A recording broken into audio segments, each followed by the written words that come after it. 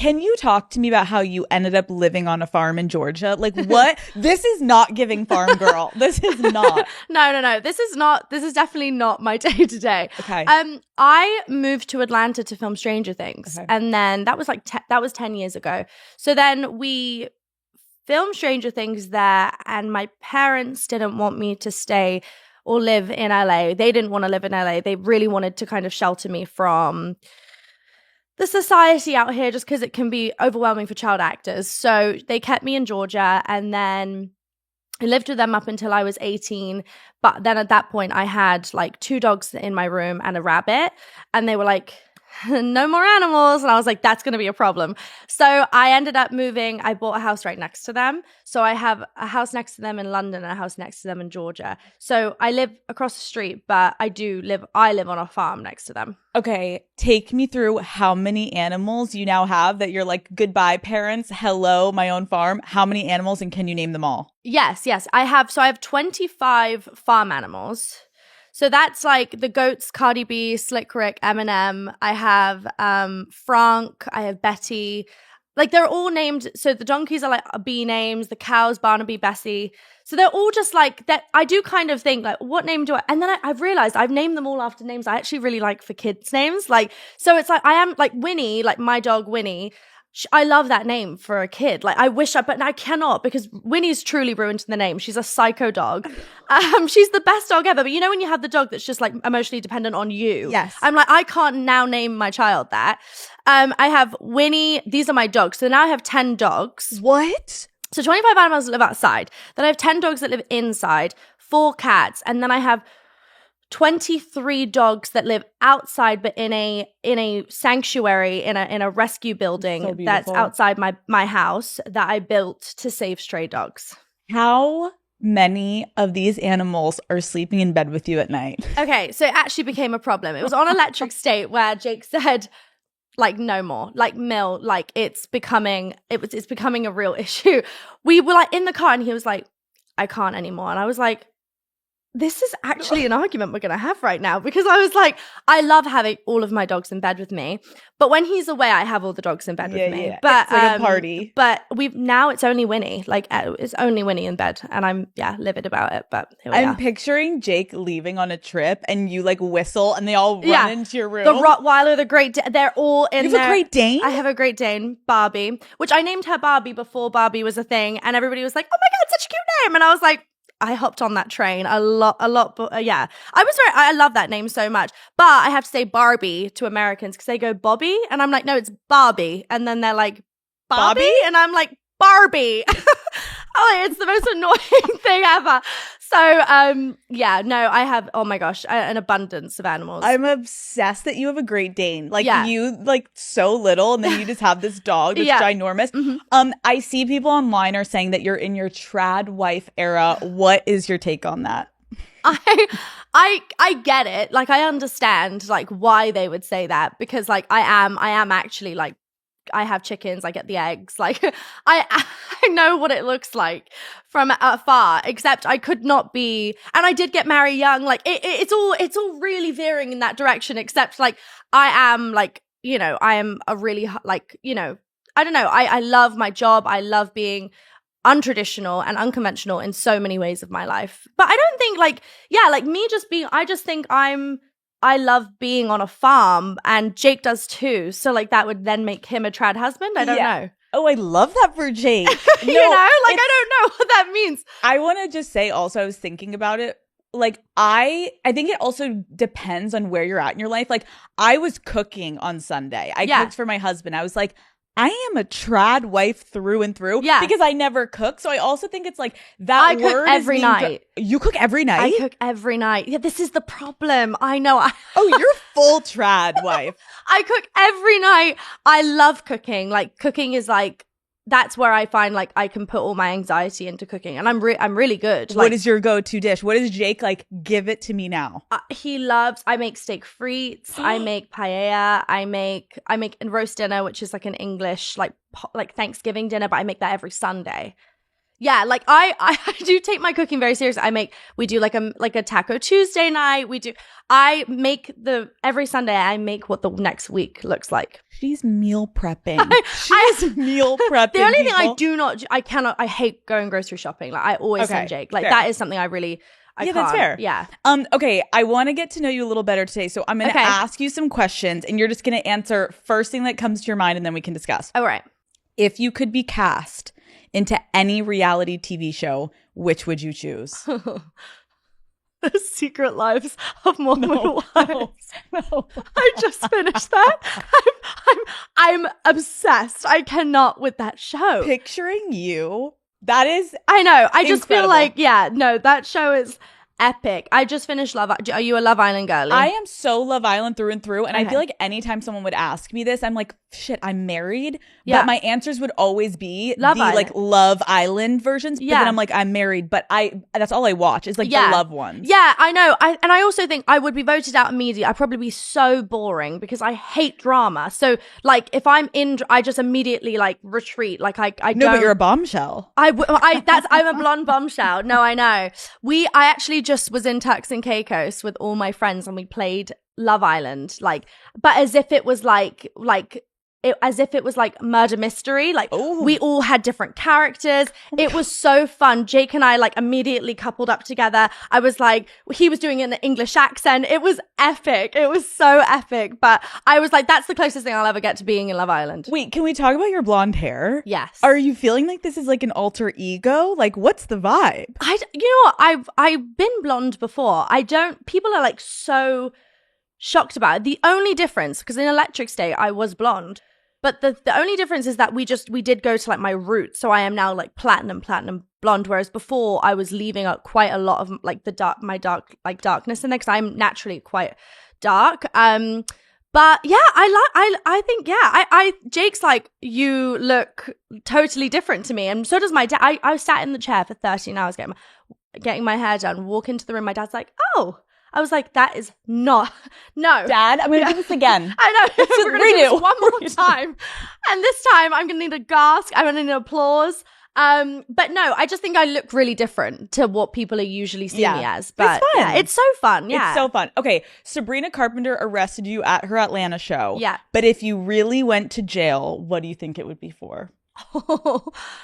Like having too many dogs or something terrible. Like there would be like Millie, it's just too many dogs. No, maybe in like trying to like I have been in situations where if I feel like dogs are being mistreated, like I would steal a dog. Yeah, if I needed to. Like if I felt a dog was being mistreated, I think I'd probably just saving a dog, like in general. That would be what I go. Otherwise, like I am you have no idea. This is what leads back into the trap. I am so like straight and narrow. Like You're following the rules. Ever. Yeah, I follow every single rule. I am a rule follower. I love that for you. Yeah. Okay, what is something the Brits do better than Americans? Gosh, this is interesting. I don't want to get in trouble. Oh. I would say I think the banter is just a lot better. I do love America. Like I do like my husband, his friends, my friends here in the States, like, and even Jake's family, like, have great banter. So I'm not taking that. They do have really good banter. And actually, Americans can have quite, like, English banter. But my family is just, it's another level. We watch it on Love Island. Yeah, exactly. Like, you watch the difference. US just had its best season yet. It still doesn't compare to the banter. No, the banter. The drama is great. The drama here is so much better. Yeah, but in England, the banter's unmatched. The banter. Okay, what is something random that pisses you off? Oh, I mean, what pisses you off? What random are we talking here? Like, it depends how gossipy we want to get. I'm like, when someone lies to my face, and I can kind of tell when someone's lying. Same. Because when they like do that clenched jaw thing where you're like, no, you're fully lying to my face. But I then am bad at being confrontational. Right. So I'm like, really good at being confrontational. You are. See, that's the thing. I don't like drama, but if you like come at me with something, I will confront you, because I just feel like I'm not the kind. If you met my mum, we are not the kind of family that like takes bullshit. Like we will just tell you right then and there. Like, we don't wait a couple days to simmer. We're like, no, this is, you wait. I need to get so much better at that, because I wait and then I like ruminate on it and I'm thinking about it, and then I'm like, you question if you're in the wrong. No, you can't have time for that. No time for that. No, you have to be like, no, these are the facts. And also, I never want to forget. You know, when they're like, but what happened? And I forget. I want to know right in the moment. So for me, that's a good point. I don't like, maybe what pisses me off, I mean, obviously lying is so annoying. Yeah. And I'm an actor, so I can also see when people lie. Like, I can see when people are fibbing. But I would say, gosh, maybe just like when people, but this makes me not just pissed off. This makes me like leave a room. Like, I don't see you really the same. It's like loud slurping, loud chewing, loud anything like that. I cannot bear. Like, it hurts me. It really, really hurts me. Wait, it sends shivers down my spine, like that bad. Oh wait, do you have TikTok? No. Oh, good for you. Because I was gonna say, what do you do? Do you ever go on like YouTube where people do eating videos? No. No. I couldn't do that. I mean, I was watching a show the other day. I'm not even gonna say what show it was, but I was watching a show and I was in bed and he was eating and I went, disgusting, put on mute. I couldn't. Jake was like, calm down. I was like, I can't. Why would he eat like that on a show? Do you get grossed out by your own eating? No. But this is the problem. I'm deaf in one ear. So when I chew, I can't hear anything else but like, I can't hear anything. So if I'm in a room with someone chewing, I eat something really loud so I can't hear them. Interesting. Yeah. Do you have Jake sit on the side where you can't hear when you're having date night? No, actually, he already likes to sit next to each other on date night. He doesn't sit opposite. So you're good. What about your opposite? It depends on the seating. Like, if it's a booth situation, I love a corner booth. Yeah. So we can both be in there and we're people watching. Yes. And we're like, look at those freaks. Look at that person. They look like they're breaking up. They look like they're in love. Exactly. I love that. Sometimes we'll be across from each other. Yeah. Okay, you're next to each other. Yeah, no, but I'm not like, I'm just kind of bad enough where like things are just like very, very like muffled underwater to me. I miss a lot of things he says. He calls it selective hearing. I disagree. But I miss like action and cut. Like, I do miss very important things in my life, like, because I can't hear. It's great. I was born with it, and they kind of gave up. She said she's broken. Let's talk about you growing up. Okay. Obviously, you got your big break on Stranger Things.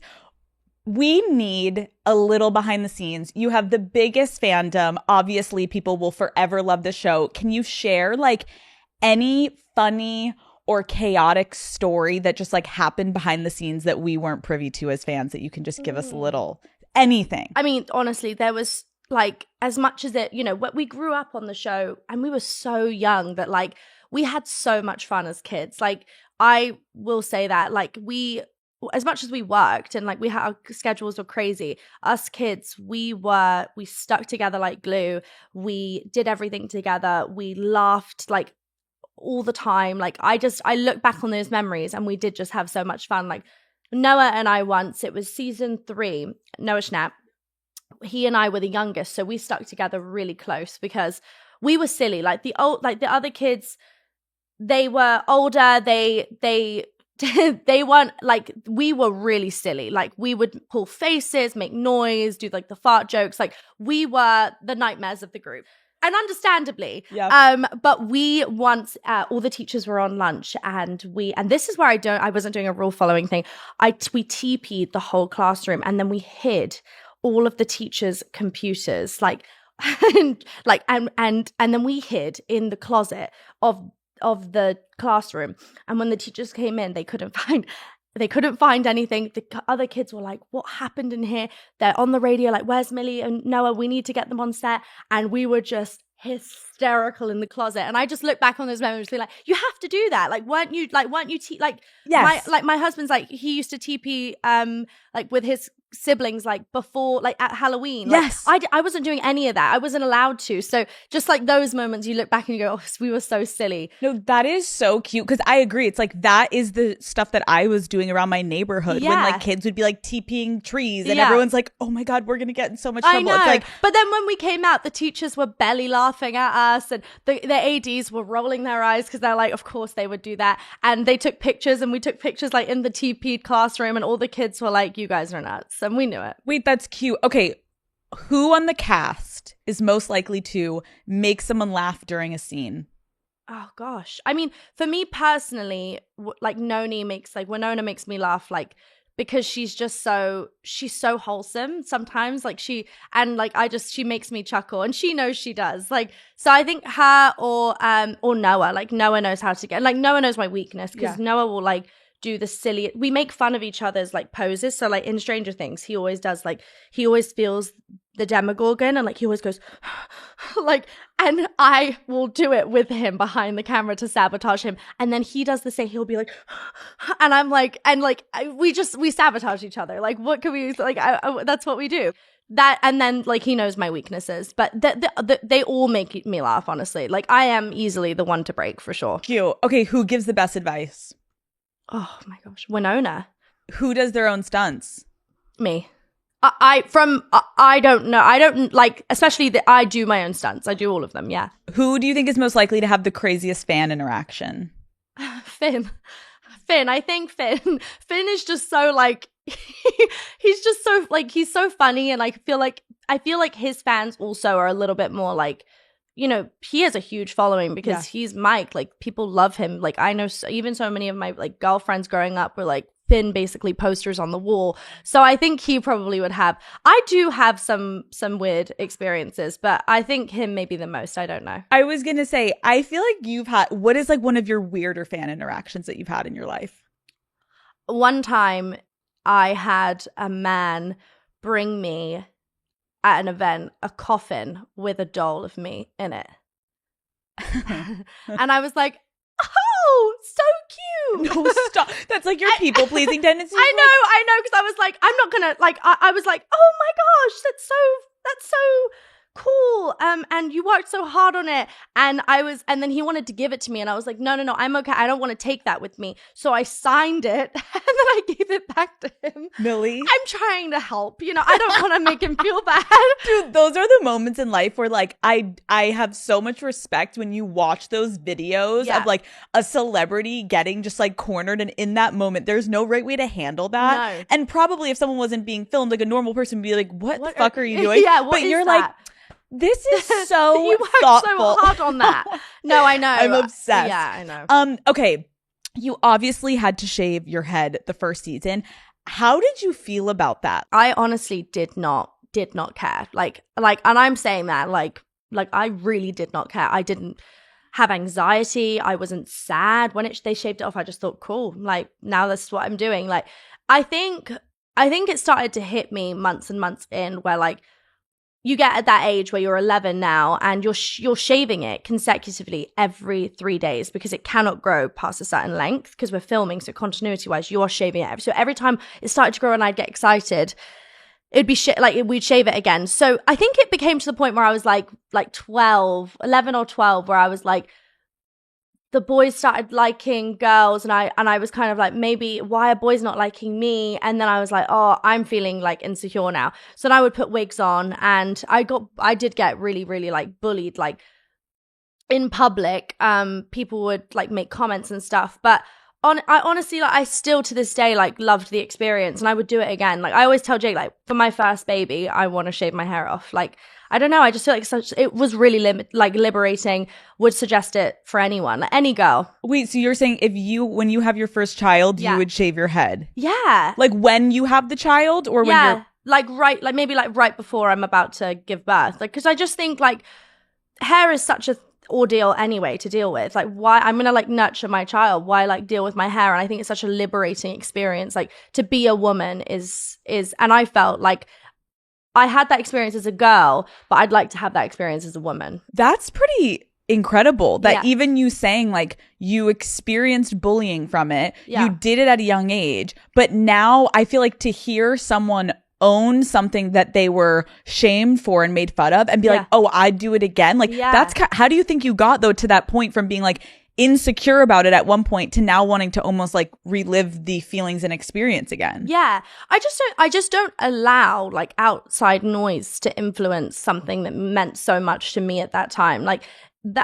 I did love it. Like, I would go home and my mum and dad like always supported me, always hyped me up, told me I looked amazing, and like, so that it was a fantastic experience. It's when I stepped out my door when I felt like people were making me question if it was looked good or not. Like they didn't infiltrate like my front door. You know, that noise didn't. So for me, like, and I know I'm in a much stronger place now, like that I could deal with that noise. I don't care. Like I deal with it every single day. So for me, I'm like, that's nothing. Even you talking about that though, Millie, of like starting at 10, then having this experience where people were so fixated on like what you were looking like and your hair, and then you start to mature and become a young woman. And I feel like it was obvious for so long that you were so hypersexualized in media. Everyone was so fascinated as you were growing up. Yeah. How do you think that impacted the way that you approached romantic relationships as you started to like become a young woman? Call Her Daddy is brought to you by Tinder. Dating app culture has gotten so complicated. I feel like every week I hear about a new app with new rules. It's time to just go back to our roots, you guys. Tinder is back, and it's easier than ever to put yourself out there. The OG dating app is here for whatever you're looking for: a partner, a date, just a booty call. I see you out there, and Tinder's got you covered. A new relationship starts on Tinder every 3 seconds. Every 3 seconds. You could have 3 boyfriends by now if you were swiping during this ad, okay? And if you do have 3 Tinder boyfriends right now, please report back to me. That sounds messy, and I want all the details. Let's put the fun back into dating apps. Dating isn't supposed to be stressful. Tinder gives you the freedom to meet people your way. So instead of overthinking an opening line, just go and shoot your shot. If you've been looking for a sign to simplify the dating game, this is it. Explore all the possibilities for yourself. Tinder, it starts with a swipe. Download Tinder today. You were so hypersexualized in media. Everyone was so fascinated as you were growing up. Yeah. How do you think that impacted the way that you approached romantic relationships as you started to like become a young woman? Yeah. Honestly, I think it's, again, like my parents put me, like when we lived in Georgia, so I didn't, like when I was like talking to boys, it was usually like either people in the industry or like that's kind of the only way. I didn't go to school. I didn't go to parties. So I didn't meet anyone. It was mostly online. Like that's kind of where I was like, oh, that boy's cute, but like, I don't know, like maybe one day I'll meet him. And then and that's kind of how that happened. It was never like I dropped my coffee and met, a guy. Like that just wasn't the case for me. So I was like kind of, I never got to meet anyone. Everything was very monitored in terms of when I met a boy. I feel like every time I've sat down with anyone that was a child actor, they talk a lot about like how normalized it was. Like you kind of mentioned, like you're around adults all day. Like you were fortunate to have a pretty big cast of like younger kids, but you're interacting in like a pretty adult way. Like, do you ever look back and be like, oh my God, I became so used to maybe like interactions with adults that weren't as normal for young kids? 100%. I 100% agree with you. Like that's something I actually just talked about it in my Vanity Fair cover, but like for me, I have trouble communicating even still with people my own age, and I'm now 21 and I'm still like, okay, like sometimes I find it hard navigating conversations or finding things in common. And that I know is just due to like my lack of socialization with children. But if you put like a 60-year-old woman in front of me, I could talk for maybe like 4 or 5 hours. Like and I grew up with people over the age of 30 all the time. And now I can have a conversation with, and most of my friends basically are over 25. Do you find that you are different? Like, even me, like sitting with me, I'm just turned 30, like thinking about you interacting with me versus if you were interacting with like a 6-year-old, do you think you would speak to us differently, or like your vibe changes? Yeah, no, I definitely think my vibe changes. Like I feel so comfortable talking to you. I have a 30-year-old sister.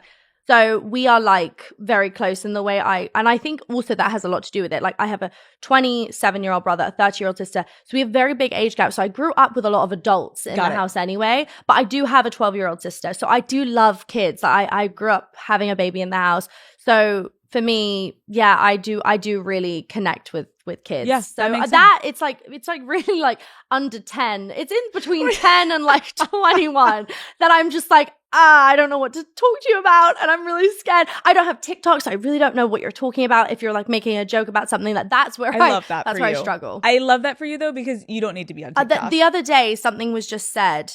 Oh gosh, and my husband was like, Millie, and it's just like the golden white dress. Like I'm just realizing what that is.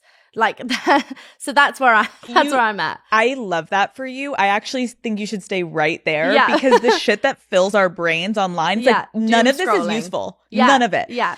Okay, let's talk about your relationship. Okay. You married Jake Bon Jovi. How did you guys meet? We met through a mutual friend. My friend was going to college where he was going to college, and I wound up getting his number but never actually called him. I was single and was just kind of like, I'll put it in my phone. I don't even know why I had it in my phone, but I just put it in my phone. She ended up not going to that college, so then they like, we were like all kind of like, I don't know, we wanted them to like be friends, and like I really wanted her to find a group. And then it was 4 months later, and then I just came home from work, and I was in my room, and I thought, I'm just going to cold call people. Casual. And, yeah, I was like, I'm so bored. And the first person I cold called was him, and I was like, hi, my name's Millie, and he was like, hi, I'm Jake, and I was like, and the first thing I said, so like gross, I was like, are you single? And he was like, yes. And I was like, okay. And then I was like, where are you? And he was like, I'm at college. And he was at college at the time. And I was like, okay. I was like, well, I'm single too. And he was like, great. Like, and we were friends for a while. Like, we text back and forth and called, and we watched like shows on Zoom and stuff like together. But he did not flirt with me like once. Like, when I tell you, I'm really good when I can sense that, like, had no clue. And I said to my mum, you're going to have to sit in on a conversation I have with him and tell me, are you getting that? Like, because I don't know if he's flirting with me or not. And I went down to my parents after a phone call one night. I said, he's either going to be the maid of honor at my wedding or the groom. I don't know which one it's like. I don't know. He's either going to be my best friend or like my husband. I cannot tell. And she sat in on the conversation and she said, he isn't flirting with you. Like, he isn't. Like, he doesn't show any signs of interest. And he's just so respectful, like, so like, and basically one night I just said to him, I really like you, and I really don't want that to ruin our friendship, because I really like our friendship, but I do really like you, and I just want you to know. And then he was like, wow, you're so bold. And I was like, what do you mean? And then the next day he was like, I really like you too. We should meet. And so we met, and then like the rest is history. Men? I know. It took him that long though to be like, yeah, no, I do like you. I was like, wow, you're so bold. Had to fall asleep, wake up the next morning to thinking, oh, he actually despises me, to him being like, no, I do actually really like you. Like, you falling asleep on Zooms together. Yeah. You're like, I don't need a best friend. No, I know. But I'm glad you thought it was all just like platonic at first. I know. Like, but he was like, that's him, like through and through. Like, even like, he's just that kind of guy. Like, he is so friendly, so nice to everyone. He could literally have a conversation with a brick wall. I cannot. So like, I literally like cut to the chase. Do you like me? And he's like, wow, you're so bold. I know he's going to kill me for saying that, but that is like, the truth. That though is like, what I do love about that is I feel like on the other side, I've spoken to women about their like interactions with a guy at first. And it's like, there's something endearing when a guy is not like the most like aggressive pursuer, because it just feels like you being the one that was like, hello. Yeah, it's like, I know. sweet. I was like, are you seeing what's happening here? We have a great connection. Right. We're good friends. Like, and I knew his favorite color, like favorite food, all the things before I met him. And then when I met him, I walked through the airport, and usually this is a huge ick for me. Like, just like men picking me up from an airport make me feel sick. Like, I refuse. It's just like, I've had bad experiences where they get me flowers and I'm like, I cannot interact with you ever again. It just freaks me out. I just think it's like weird. He picked me up and I was like in love. Like, I was like, oh my God, you've broken the cycle. How have you broken the cycle? Millie, this is the most random ick I have ever fucking heard from anyone on this show. You don't see what I'm coming from. No, you don't see where I'm coming from. Actually, I can so see it though. Just the standing there waiting. Oh. I can't bear it. Now in hindsight, I remember back in New York when I dated this guy. Yeah. He was there with like his little joggers on and he was just standing. Oh, you're going to vomit. We're both going to throw up. Did he have flowers? No, because if he had... He had a little sign. No. Are you kidding me? I would have turned back into TSA and gone, check me, like actually get me a boarding pass, get me on the next plane, never speaking to you ever again. I'm sorry, I can't bear it. A sign? Are you a chauffeur? No. Like actually, no way. No, I can't. I really can't. It's so accurate though of them standing there. So he fully broke the cycle. No, he actually did something even worse. He picks me up and spun me around, which again could add to my ick. And I loved every second of it. I was like, loved it. I loved it so much. It was epic. But yeah, no, any other man that did that, I would have got him in a headlock. Yeah, no, absolutely not. So, he broke the cycle, thank God. Oh my God, Jake, we love that for you. Yeah, no, I know. Okay, I heard that the first time then Jake hung out with your family is you went on an RV road trip, all of you together? Yeah, I know. What? My family, if we don't like to fly anywhere, we like to drive. Okay. So we've literally my whole life, we get in a car and we drive. We've driven from LA to Vancouver. We've driven from Florida to LA. Like we do road trips everywhere. So we go to the South a lot. Like that's just like what we do. And it's kind of like his initiation. Like if he can't pass that, then like, you know what I mean? Like if you can't sit in a car and sing songs with my family, like that's going to be a huge issue. So I invited him to on a family road trip. We got in an RV. He had never been in an RV before, which I was like, what do you mean you've never been in an RV? Like, this is my favorite. We got in and he just fit right in. Like my family were like kind of scared. They were like, we're going to traumatize him for basically 16 hours. But he loved it. Like he got out of the gas station, brought us all snacks. We all sung songs. And then from then on, I was like, oh, if my family, my dad, who like, when he first met my dad was driving to pick him up and I was mortified. I couldn't even believe we were all getting in a car together. Like we picked him up from the airport and my dad stopped at the airport, like side pickup. And as Jake's getting in, my dad started driving as he's getting in the car. And I was like, Dad, stop. And he like hopped in and Jake like swung his hair back and was like, hey, Mr. Brown. And closed, so suave. Like it was unbelievable how he like killed it. And I like looked at him. I was like, Dad, like you didn't stop the bloody car. And, yeah, no, Jake killed it. And I remember thinking like, oh, if he's gotten through that, like that's the hard part. Not your dad being like, you know what? I'm going to keep it fucking moving. I'm going to keep moving and let's see how you get in. Also kind of baller that Jake was like, instead of just standing there like, wait, stop the car. No. He got in and was like, hey, Mr. Brown. And I was like, oh my dear God, get me out of this car. Not only have we picked you up from the airport, you're now meeting my father who hasn't stopped the car, and you have all your luggage that we now have to get in the car while you're moving. I was like, oh, I'm getting hot. And then we got in he walked in the house and my mum was watching The Impossible, like the saddest movie of all time, to which my mum is bawling her eyes out. Jake's like, hi, Mrs. Brown. And my mum's like, call me Kelly.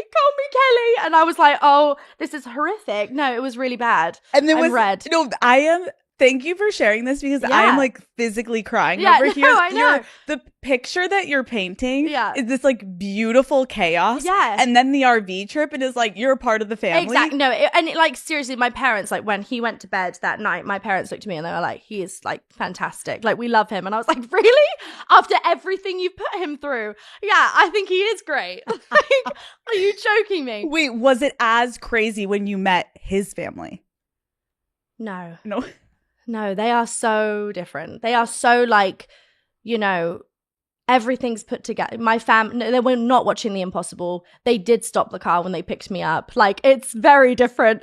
No, they're just like the sweetest. Like, we had dinner, we talked. I was really nervous to meet them, of course. Like, of course. You never know what's going to happen if they're going to like me. But yeah, I'm very like, I don't want to like catfish you. So I'm going to show you who I am, like from the very beginning, So I am crazy and nuts and fun, but like, I think they really liked me at the very beginning. And it was like getting to know each other and really like talking out everything. And I think they saw how much Jake liked me. So I think, they got to see that. Whereas my parents like to be in the relationship and they're very much like, let's all go out together. Let's all go on vacation. You're like, Mom. Yeah, I know. No. But I do love having them around. Like they are so like, cute. My husband will be like, Mill, like, let's go out to dinner with them. And I'm like, we haven't been out to dinner, you and I. They're like, they're so funny. And they get like toothpicks stuck in their teeth at dinner. Like they're those vibe. people. Yeah, Love. they're those. Yeah. When did you realize like, okay, I really actually see a future with Jake?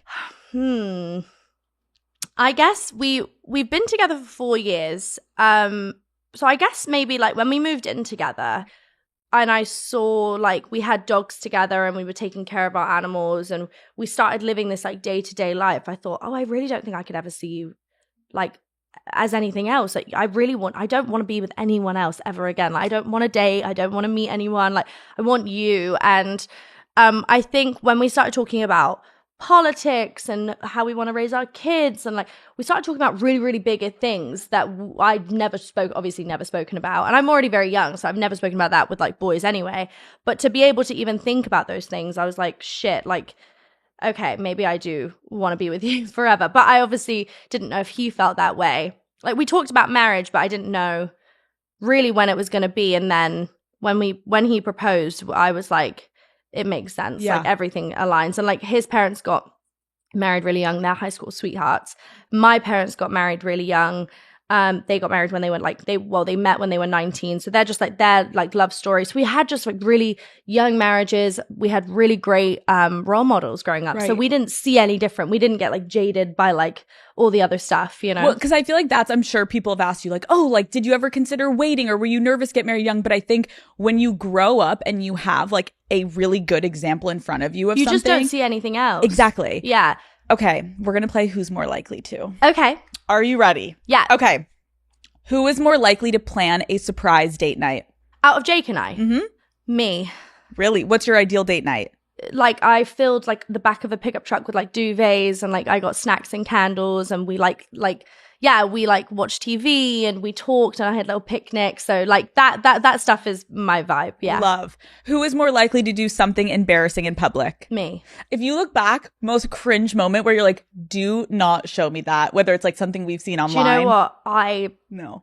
I'm not embarrassed of anything. You're not? I know I don't get embarrassed. Love. I know it's really because I don't know if it's like a problem that I really need to take up with my therapist, but like I really don't get embarrassed. Like I'm like, yeah, that's just who I am. Like my parents, again, if I did like stupid shit like as a kid, my parents would just be like laughing. That's Millie. Like never ever took the sparkle of like out of me. So for me, like yeah, like we were on a road trip and we were in Alabama and it was just me and Jake and our friends and I needed a wee. So I just hung out of the car and peed like in a swamp in the middle of Alabama. And our friends were like, what the hell? And I peed in this cup and I emptied it and then the lid was like a pee cup and then we kept it in the car and we called it the pee lid. And like for the whole trip we were just like, don't touch the pee lid. And Jake's like, Millie, like you couldn't have like done anything. Like, we could have stopped. You could have waited. I was like, I'm going to pee in a swamp. I grew up basically peeing in swamps. Like, are you kidding me? Like that's just like on the road trips. Like it's like, you need to pee. Let's go just pee on the side of the road. So like that's kind of what we did. So, I love that about you. Yeah. And I didn't know that about you. So I'm like, I appreciate you sharing this because it's definitely painting a better picture of like who you are behind all the characters that you play. Yeah. Okay. Who's more likely to spill a secret?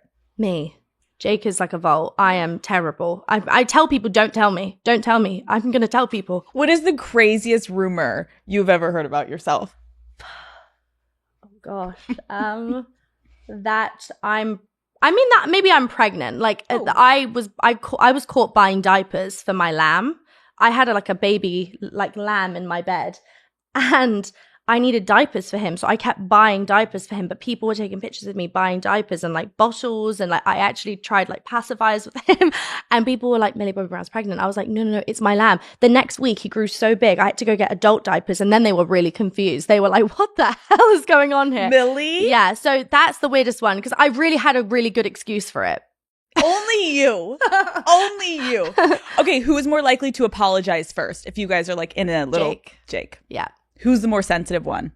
Me. I mean, Jake can be sensitive, but it would have to take a lot for him to be like, feel like that. Like he takes up, like I am obviously like crazy. So I am sensitive when it comes to like I will notice something and I'll be like, you didn't touch my finger. Like when I was sitting on the couch just then, like you hate me. That's it. Okay, got it. Like I understand. Okay, but like when you're just like, it's my period, and he knows it. He's like, you're coming. It's okay, babe. Like he knows. Like I am like a pretty stable part. I go to therapy. Like I try to like regulate my emotions, but when I'm on my period, like no, I see hell. It's game over. It is game over for him and me. Yeah. For him specifically. For him, yeah, exactly. Okay, who is more likely to be the life of the party? Me. Really? Yeah. Like Jake has more stamina. So Jake can like last the whole night when it comes to partying. I am good for a good 3 hours. And then I am midnight and I'm like, peace out. Like that's it. Like cannot yeah, it's just really hard. All of our friends, like they went to college, so they can go. You're like, have you ever played beer pong? Yeah, and I'm great at it. Oh, wow. I just learned beer die. What is that? Do you know what beer die is? You know what that is? It's impossible. You have to throw basically dice in the air. It lands on the table. You have to catch it. If it lands in the beer, you got to drink the beer. Like it's a whole thing. But we just played it, and I'm terrible at it. But beer pong is like great. You're good. I am good at that. What did you do for your 21st birthday? We went to Turks and Caicos with all of our friends. Oh, we had just like the best time. Went on a boat, hung out, played mermaids. Do you know what mermaids is? Wait, is that where you like swim to the bottom of the pool? It's like when you just swim in the pool and play like house, like mums and dads. But as mermaids, you pick your color, tail. What? It's the most pathetic game known to man. But I played it as a child, and I said my dream for my 21st is to play it with all my friends. So all my girlfriends and I, we like picked our tail colors, and we all basically just found our own homes and shells, and we were just like Ariel for. Yeah, a couple hours. That's why you're glowing. You're like, I got to play mermaids. Yeah, you didn't? Clearly not. Yeah. Okay, who is more likely to splurge on a big purchase? My husband. Really? Mm-hmm. What is he getting? Like, he'll just like, if he sees something, like I'll be like, oh, I need socks. And he'll be like, let's go to Prada. And I'm like, let's go to Target. Like, what? Like, he's just like that kind of guy. Like, he loves to go shopping. And he will refuse to pack a suitcase because he likes to go shopping in the place we're going. That's what he does. Whereas I'm like, Amazon basics. Like, I love that. Like that, I never ever, when I do spend money on something, like, I have to call my parents. I have to think about it. Like I go back. I don't just buy it right away. Right. You're like praying about it. You're like, I need to see if I need this in like a month, and then maybe I'll get it. Exactly. And I try to help Jake through that, but he does get like buyer's guilt. Like I think so. Like sometimes he'll be like, Mel, I shouldn't have fucking done I'm sure you're like, you didn't need that. I'm like, you don't need that, babe. And he's like, I know. Yeah. Do you remember like when you got your like first big paychecks, obviously from Stranger Things, and you're like, wow, like my life is going to be different now? Do you remember anything that you purchased where you were like stressed about it, but you were like, I'm gonna do this for myself? Call Her Daddy is brought to you by Airbnb. Daddy Gang, I am planning a girls trip currently, and I am so excited because we just booked the perfect Airbnb. I wanted to find a home with 1, a fireplace, 2, a hot tub to just make sure we have the cozy vibes. And then I also wanted it to be dog friendly so that Henry and Bruce obviously can come along and hang out with the girls. I personally love getting a house for girls trips because there is obviously it gives you more space to just stretch out and relax, but also then everyone can have their own beds. And also I want to correct everyone except for me and Lauren, because Lauren and I will always be sleeping in the same bed, slumber party vibes. But having a home for a girls trip means that we can cook dinner all together, and then at night we can stay up late night chatting. It's just nice knowing that we have the whole space to ourselves and a little bit of privacy. I also love staying at Airbnb because when I go to weddings with friends, I've started to do this now. We just get an Airbnb and it means we can all hang out more. I remember I went to my friend Jackie's wedding and we all would come back to our Airbnb after the rehearsal dinner. We sat around, we were catching up for hours. We were literally up till like 3 a.m. And then the morning of Jackie's wedding was perfect because that meant we were able to all go downstairs, make our coffee and get ready together, which is 10 times better than just like being in a room by yourself. Weekends with my friends just go by obviously so fast now that we're adults. We don't get to see each other as much. So I never want to separate from them. For me, Airbnb is the best way to bring long distance friends together and maximize the time that we have. There are so many reasons I love Airbnb, so stay tuned to hear about all of the upcoming trips that I am planning for this year. Do you remember like when you got your like first big paychecks, obviously from Stranger Things, and you're like, wow, like my life is going to be different now? Do you remember anything that you purchased where you were like stressed about it, but you were like, I'm going to do this for myself? I bought a pair of Chanel sunglasses and my parents were like, you should buy them, like you like them. And I was like, what do you mean? Like, because I really like to be transparent. I grew up with no money, like did not grow up with any money. So like we never owned a house. Like, so I have a bit like, I have like a money like thing, like where I get like, I'm just like very conscious about money.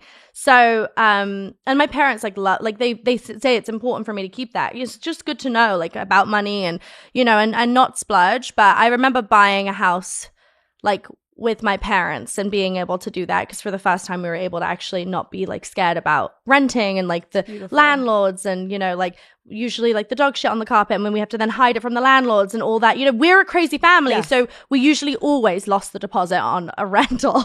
So it was nice to just buy a house and be like, let's paint the walls. Like, you know, it was really nice. That's so sweet. Yeah. Okay.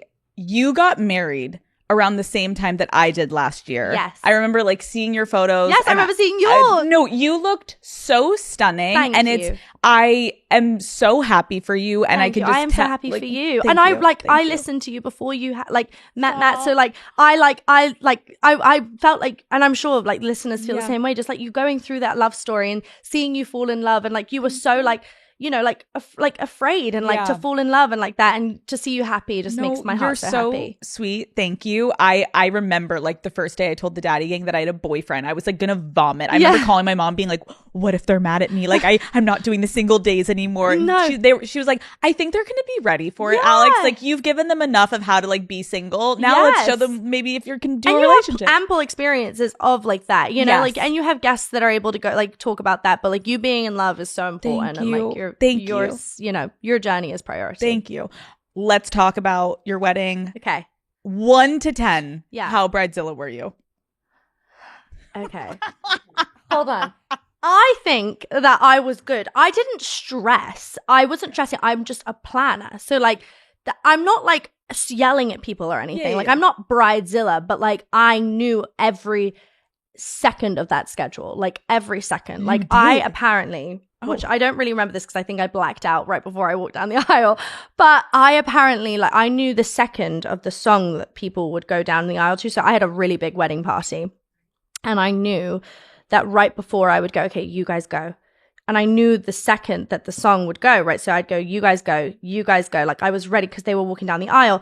And I had forgotten to put my veil on. I'd forgotten all. So by the time that everybody went, I went, oh shit. And my dad went, Millie, it's your turn. And I was like, it's my turn. And like, I put my veil on and I was like, oh my God, now I've got to cue myself. And like, that's like the AD in me, like to be like, I have to be. So and Jake said at the end of the aisle, he saw my arms waving around, trying to like make sure everything was perfect. Were you like that?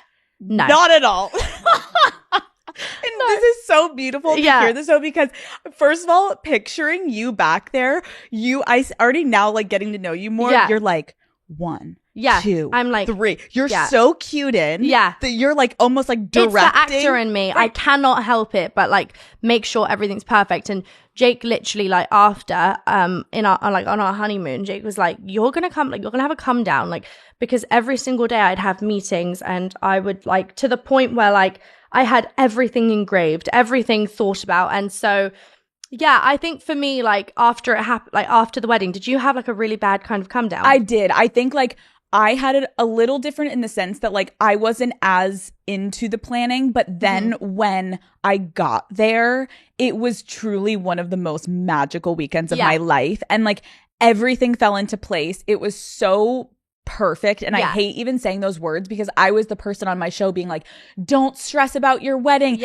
And then I got there and I was like, this is incredible. Yeah. Like everything you've built with this person, and not just this person, with your family is coming together. Like there's just this like aura around you that is so indescribable. I know. Because when you go to other people's weddings, not to be a dick, but like you don't really care when you're there. You're like, I'll have a drink, I'll sit here. I know. The vows are cute, you're crying, but you're not that. When it's yours, no, it's a different feeling. So I had the come down of just like, whoa. Yeah. I wish I could go back and get like be in it even it's more. lightning in a bottle. Like the feeling is unmatched. Like I will say, as much as I did like control every factor of it, I enjoyed, like, I remember everything about the ceremony, the vows. Like I remember the feeling. I remember like not caring. Like, you know, my guests were stood up for like the most of our ceremony because like we forgot to tell them to sit down.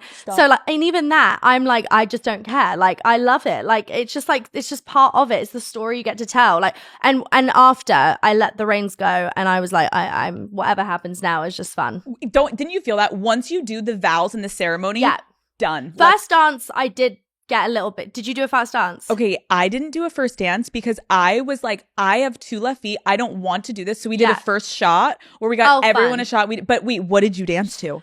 So we did a 6-minute choreographed routine. Millie? I know. This is also and I can't believe Jake actually did it. We did a Grease medley. So it started with You're the One That I Want. It went into Summer Nights. It went into We Stick Together. Like we did, it was a medley of Grease. We dressed as like Sandy and you didn't. Danny. Yeah, it was epic. It was like unbelievable. People could not believe what they were hearing. And that was the only thing that I looked at Jake and I was like, if you let me down on this, like we have been practicing for a year and a half. Like, and we went to dance lessons like that. It was very, very strict for me. I've always wanted to do that. I was like, I'm either like going to do that or I'm going to dance down the aisle. So it's you choosing. And Jake was like, okay, we'll do the other one. But he loved it. He absolutely loved it. How did like, it go? He got into it. Oh, we did not miss one beat. Like it was, and after, you know, practicing for a year and a half, I thought, wow. And it was really, and I don't regret that one bit. Like everyone was like, it was like we put on a show, and it's like, he also is an actor. So we just loved being able to like do that for everyone and perform. That is so iconic to think of you guys doing that together. I'm like, but that's the beauty of having these moments in weddings where it's like, you have to make it what you want it to be. And you can't go on just Pinterest and actually try to replicate exactly what someone else did, because it's like, what have you dreamt of? Or what do you want? And that 100%. Moment for you guys, no one's ever going to do that. And if they do, it's because they're copying you, and it's like, that was your original moment. Yeah. Okay, I saw that Bon Jovi didn't perform. Did he at least get like, do you want to do it? Or was he like, no, I don't want to do it? No, honestly, like he had so much fun. He definitely danced the night away. Like we had moments where we danced.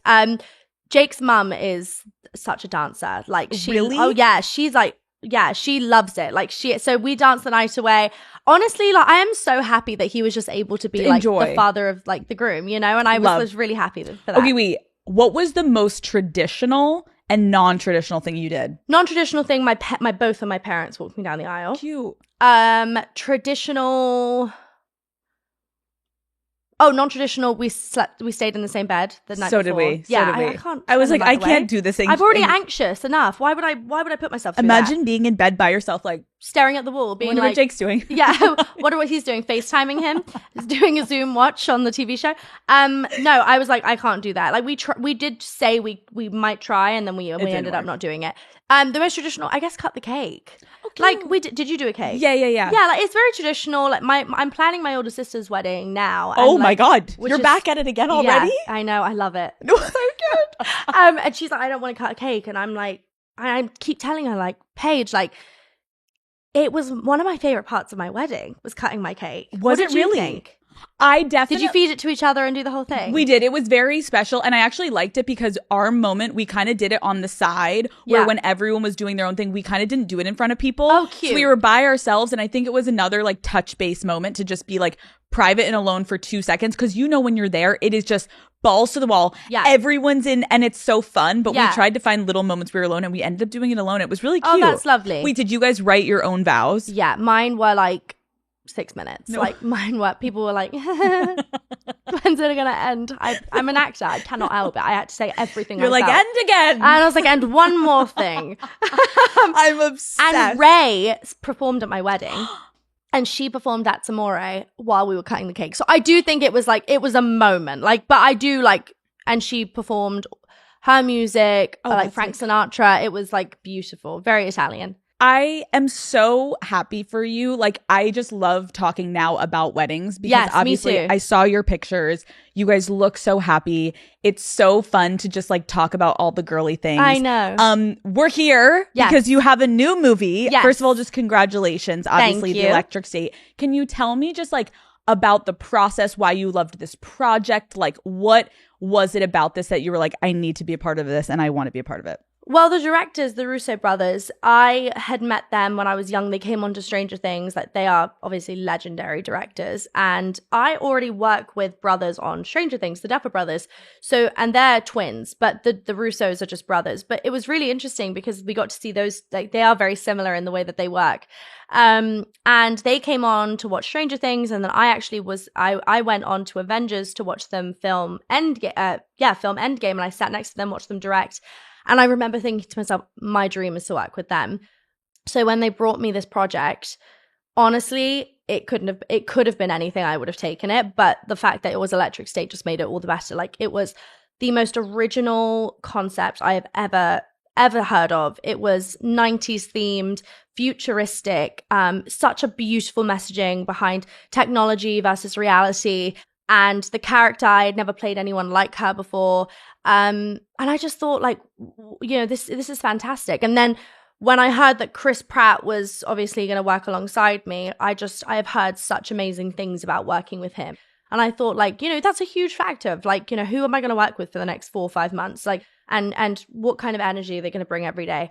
And let me tell you, that man brought the best energy every day. Never had a bad day. And I'm like, he never had a bad day. He came to set, made everyone smile, made everyone feel important, knows everyone's name, like just like a pro, like an expert at his craft. That is so nice because I feel like every time in this industry, you're like waiting to meet someone. Yeah. And you're like, I hope. Have you ever met someone where you go, yes, wow, it's such a letdown, isn't it? I know. Because you're so hopeful. And then sometimes it's the ones where you're like, wait, I didn't expect this. Just tell me, have they been on the show? Yes. Oh, okay. That's all I want to know. You're like, thank you. I'm going to go back and listen. No, but that's really good to know that you had a good Oh my vibe. God. No, it's wonderful. It's such a great experience. You tend to now, like, I feel like play these really adventurous hero characters. Yeah. Why do you think you've been gravitating towards that in your career? I think there's enough like men heroes out there. Like, I feel like we've seen enough. Like, do you know what I mean? Like, I love that for them. Love that for them. But I feel like we need young girls to be able to see heroes as females and to be able to feel like, you know, we're able to save the world too. And it's bigger messaging on girls being able to be decision makers, be in politics, you know, change the world for the better. So why not see heroes on screen that they can resonate with? Of course, like, I want to branch out and work on different things. But for me, there is a must in that. If a young girl is watching, how will she feel watching this? Will she feel empowered? Will she feel like she can kind of move forward in a really inspired way? And so for me, like, yeah, everything I've done thus far feels that, and Electric State definitely feels that. I like love hearing you say that because I think sometimes it's lost on people when actors take roles. They must sometimes just be like, oh, the paycheck was right or the cast was there. And the fact that you are like intentionally seeking out moments in your career and recognizing like, oh, this is like an opportunity for like a greater conversation. Yeah. I feel like people do look at you like that, Millie, where people are like, wow, you have such a presence on screen. Thank you. But then the undertones of the characters you're playing have such a presence for women, which is like not easy to do. Yeah. So thank you for just like picking these great characters. Thank you so much. Okay. Who is your ultimate, moving forward in life, who's your ultimate dream co-star? Margot Robbie.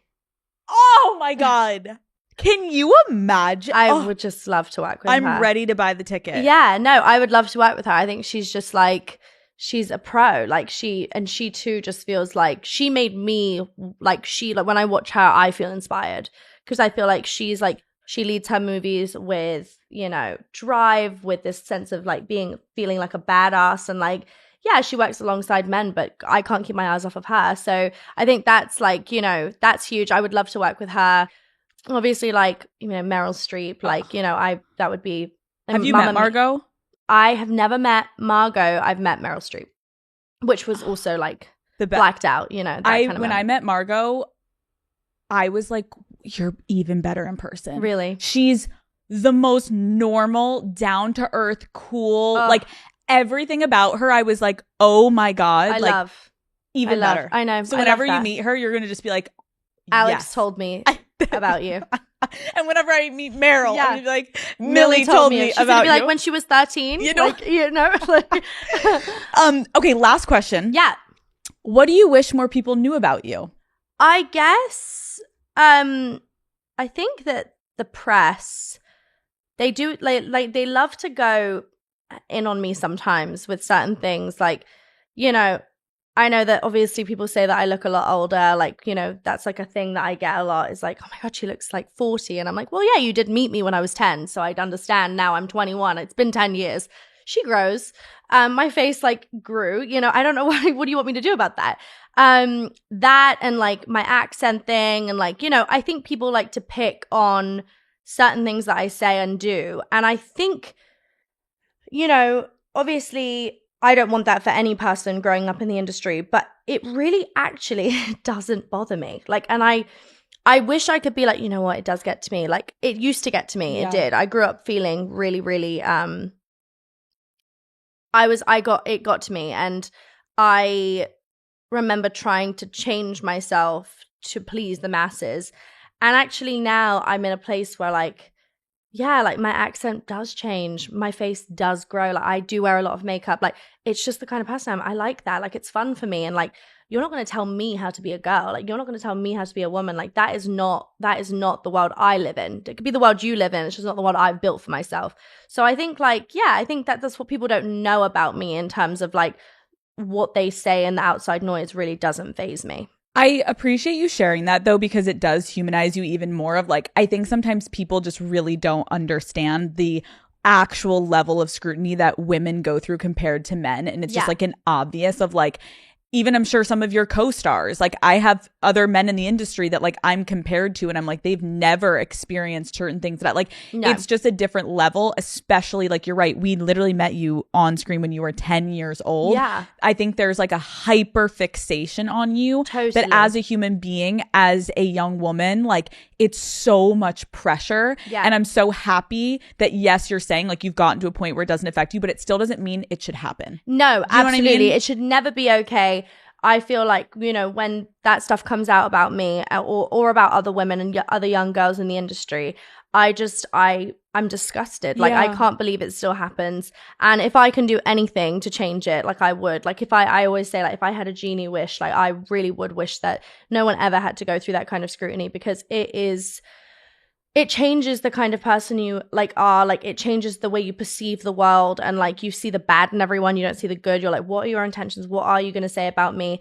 And I think the press just need to be taught manners again. And I think like they need to go back to school and learn how to speak to people, be kind, and just understand that we're all growing people. We all make mistakes, and ultimately like the standards and stigmatism or the stigmas against girls, it's ridiculous, especially I feel in Hollywood. Just like I've seen it a lot, in the world, but in Hollywood I see it with young actors, and it can jade you and it can make you so different. And I hope no one ever has to go through that. No, I know like we've now like obviously we're at time, but I just wanted to say like yes. Like we could do a whole fucking episode about that together at one point in our careers of just like, it's wild. So I thank you though for like coming and speaking today with me, because this was so fun. So fun. You are so fun. I'm thinking about like Jake has to now listen to this in bed. My God. Wait, would you ever watch this back or no? Are you going to be like, don't show me what I said? I actually think I will, because I want to. Yeah, it's so fun, and I want to watch Jake listen to the stories I've told. They're good. That was tea. It was tea. Thank you so much for coming on. Thank you so much. Oh my God. Thank you. Hey Daddy Gang, today's episode is sponsored by Patron 100% additive free tequila. Unlike other tequila brands, Patron keeps their tequila simple. Patron believes that the best tequila is made with no additives, and I completely agree. There are no secret sweeteners, no added coloring, no extracts. Just 100% agave tequila, baby.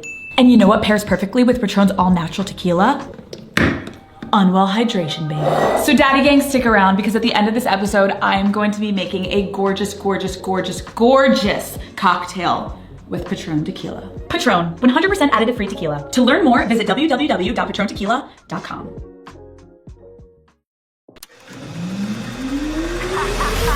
What is up, Daddy Gang? It is your founding father, Alex Cooper, with Call Her Daddy. Megan Fox, welcome to Call Her Daddy. Thank you. I am so happy we are doing this tonight. Same. And I say tonight, which is crazy. I have never done an interview this late in my life. It's 10 o'clock at night. Mm-hmm. Are you a night owl? No, but I find that interesting because you've interviewed so many rappers, and I refuse to believe that they showed up on time or in the daylight. Okay, Offset didn't show up on time, but it was the daylight. But no, I have never done a late night interview, but I do feel like it's kind of a vibe. You might end up loving it. Yeah. Okay, well, I was going to say, guys, it's raining right now. There's thunderstorms in LA. We've got candles going. This makes sense for a Megan Fox episode. When you are like late night by yourself, your kids are asleep, what is your favorite thing to do at night usually? Well, I usually stay by the fire and I like to read. And I read a lot of metaphysical books. But right now I'm reading whatever that new like adult version of Twilight book that's out. It's like a erotic fairy book. Wait, isn't it like the King of, or the Court of Thorns? Yeah, I'm reading that. Wait, does it like kind of make you horny? I haven't gotten to the horny part yet. Okay. But I know that I'm gonna get there because I know that he has like the ability to bind her energetically with magic, and I'm already like, I'm here for that. That'll do it for you. Yeah. I remember my friend was reading it. She was like, Alex, I'm not kidding you. I keep waking my boyfriend up in the middle of the night because I'm reading about fairies, but something get me going. I'm like, I don't understand it. Maybe I need to read it. I'm not there yet, but okay. I feel like you should. Okay. And it's definitely a lot more interesting than most of the like psychological textbooks that I read by the fire at night. You're reading textbooks over there? Sometimes. You enjoyed that? Can't say I enjoy it. I think that I do it out of... I made like a really clear decision when I was young to avoid the pitfalls or like the traps of social media or just internet usage in general. And so I kind of go out of my way, and maybe it's annoying to be this way, but to counter that by attempting to educate myself. By the way, I didn't graduate high school. So I think a lot of that is just like pursuing things that I'm interested in and wanting to have as much information about it as possible, and trying to not become just like a plebeian or like a mindless, brainwashed sheep. I think most of us today are mindless sheep because I feel that way sometimes when I'm on social media too much. I'm like, what is happening up here? Like I'm not, when is the last time I had an original thought? I'm mindlessly scrolling. Yeah. We got to get it together. It gives me anxiety. Like I have group chats with my friends and they'll send me links to things, but I don't keep like the Instagram app downloaded or anything like that. But even just like if they send me a link to something on Twitter and I open the Twitter website, just the energy from the website gives me so much anxiety that I feel like I immediately contract like ADHD. And I can feel how my thoughts are not able to sustain the same way. And that's just from being exposed to it for like 5 seconds. 30 seconds? Megan's like, get me the fuck out of here. So I can't imagine like what it's doing to everyone, especially like younger kids that are starting so early with cell phones. It's actually terrifying. It's like a drug. Call Her Daddy is brought to you by T-Mobile. When it's time for a big, juicy gossip session with one of my friends, I need a reliable way to get all the tea. And by tea, I mean T-Mobile, okay? Having more 5G coverage means getting 5G signal more often. And as someone who is constantly on the go, it is so nice to have a reliable network that I can count on. Being a T-Mobile customer also means that I have access to a ton of perks like concert tickets, skipping lines at events, and free in-flight Wi-Fi so I can keep posting from the sky. That free in-flight Wi-Fi has been key lately because we're trying to find my best friend Lauren a man on every flight we take, and I have to keep the Daddy Gang updated live with our progress. T-Mobile also has VIP Club Magenta lounges that offer free drinks for T-Mobile customers, and you guys know I can't say no to a free dirty martini. So, Daddy Gang, kick your old carrier to the curb. It is time to block their number. Then go and hit up T-Mobile when you're ready to really be taken care of. Check out the VIP treatment at tmobile.com/benefits. Something I also noticed about you is you just announced kind of that you have like a whole new sleeve tattoo on Instagram. Yeah. What was the story behind that? Like, how did you decide to do that? Well, back when I dyed my hair from the auburn colored red that it was to this color, it was like a bright red. During that metamorphosis, I decided I had bought these I became a victim of Temu. Wait, what? Do you know what that app is? Yes, only because of Super Bowl. Someone introduced me to Temu and I was like, what is this though? And I was victimized and I ordered a bunch of like stick-on tattoos and like fun things to do with my kids. And some of them were fake sleeves because I was like, oh, my kids will love to do this. And I did it on me and I was like, wow, I love it. And I instantly made an appointment to get my arm done. And I started it. But the artist I was working with had a different vision than what I wanted. And so we got halfway up my arm. Dust in the Wind was playing and just that line repeating over and over again. Nothing lasts forever. Oh my God. But the earth and sea and your tattoos that you get kept playing. And I was like, okay, I have to stop because this isn't my vision. It wasn't a bad tattoo. It just wasn't what I wanted. Right. So we stopped with half the tattoo. I kept that for like 6 months. And then I found an artist to cover it. Most people would say I'm grounded, but I'm also very impulsive. Like when I decide to do something, it must be done right then. I can't decide it and then do it months from now. Or I can't plan far into the future. It has to happen instantly. Okay. And so once I found the cover artist, I was like, we have to get it done. And we just did it 4 days in a row. It was like 6 hours a day. They won't tattoo you usually past 6 hours in one sitting because your skin starts rejecting the ink. So I just did it 4 days in a row and sleeved it. And then it healed very weird. It like didn't even peel. It was very weird. It just healed. It was just fine. Someone that you know also got a lot of new ink and I have to ask about it or I would get roasted on the internet. Mm-hmm. MGK, should I call him MGK or sure. Colson? Or Colson or MGK, okay. Whatever you want. He posted and I saw all the comments of everyone mostly being like, what does Megan think about his new tattoo? What does Megan think? What does Megan think? And now I'm sitting here in person with you and I'm like, I have to ask you, like, what did you think when you saw the tattoo? Well, he has like a really special story behind why he did that, which obviously I'll leave for him to tell. Mm-hmm. But he had a relationship with the tattoos that he had that he was very conflicted emotionally, whatever they represented. And I don't actually know. Mm-hmm. He didn't like to revisit those memories of some of those tattoos that he had, and he wanted to get rid of them. But I think the piece that she did for him is very like, I think it's very art. Mm. It gives me like Rick Owens. It gives me like, you know, it's like an elevated version of all of those tattoos that were pieced together. I think it's really elegant and it's kind of ahead of its time. I think in 10 years, that'll be a trend. I don't know how many people can take that kind of pain.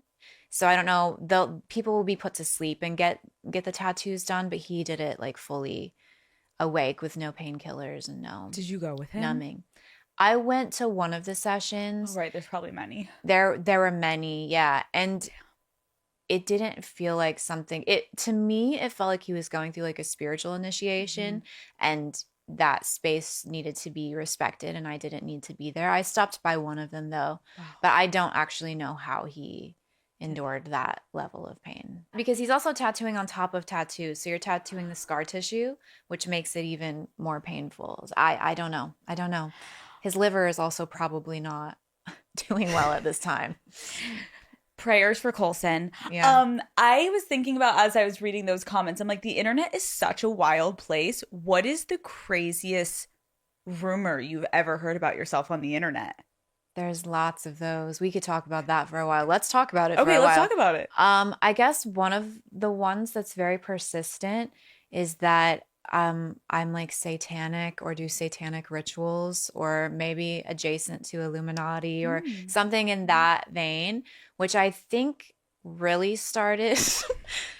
I don't know why it started. There was just like that one time that I said I drink blood ritualistically. And then everybody was like, wow, she's into satanic rituals. Classic. But that was a very misunderstood thing. Let me try to explain it. Yeah, give us like some context. Okay, here's the context. Everything is a matter of like what you're accustomed to or what is currently like socially acceptable or normal. And back in like the 50s even, how many times did you see, like, probably never, but like on Leave It to Beaver or like movies from back then or even the 80s, how many times did you see like little boys would go out with like their little pop guns and they would cut their fingers and like be blood brothers, right? And they're like, we're best friends forever now, and they would like smush the blood together on their fingers. That's not satanic, right? That's normal and that's cute. That's sweet. That's like an innocent, like, little bond. Yeah, it's a little bond between kids who love each other. They have a pure friendship.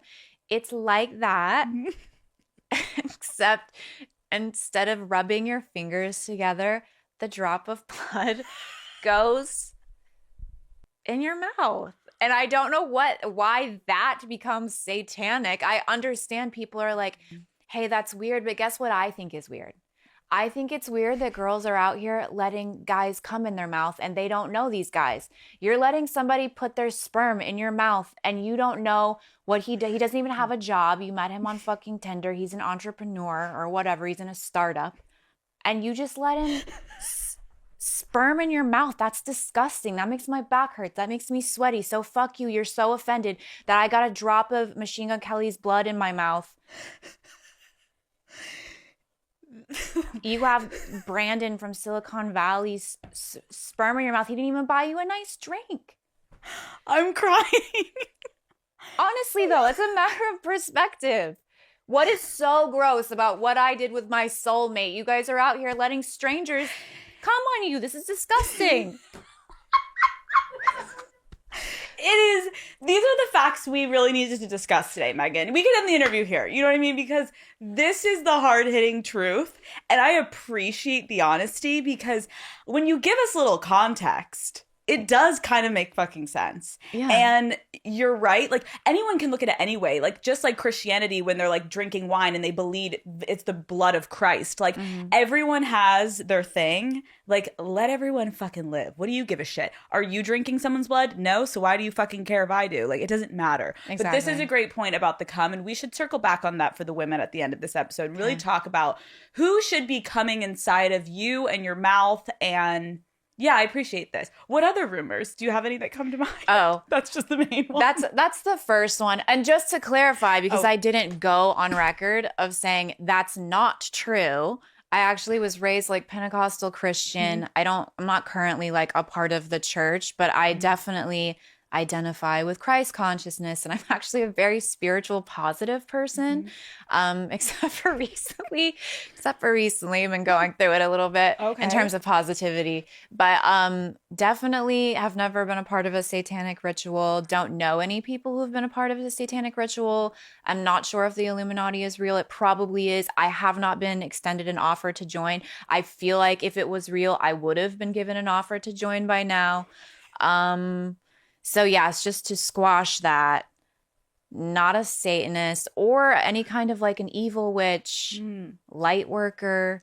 Yes, I do, rituals, but that's not a negative thing. Anything is a ritual. Doing your skincare routine is a ritual. Going to church is a ritual.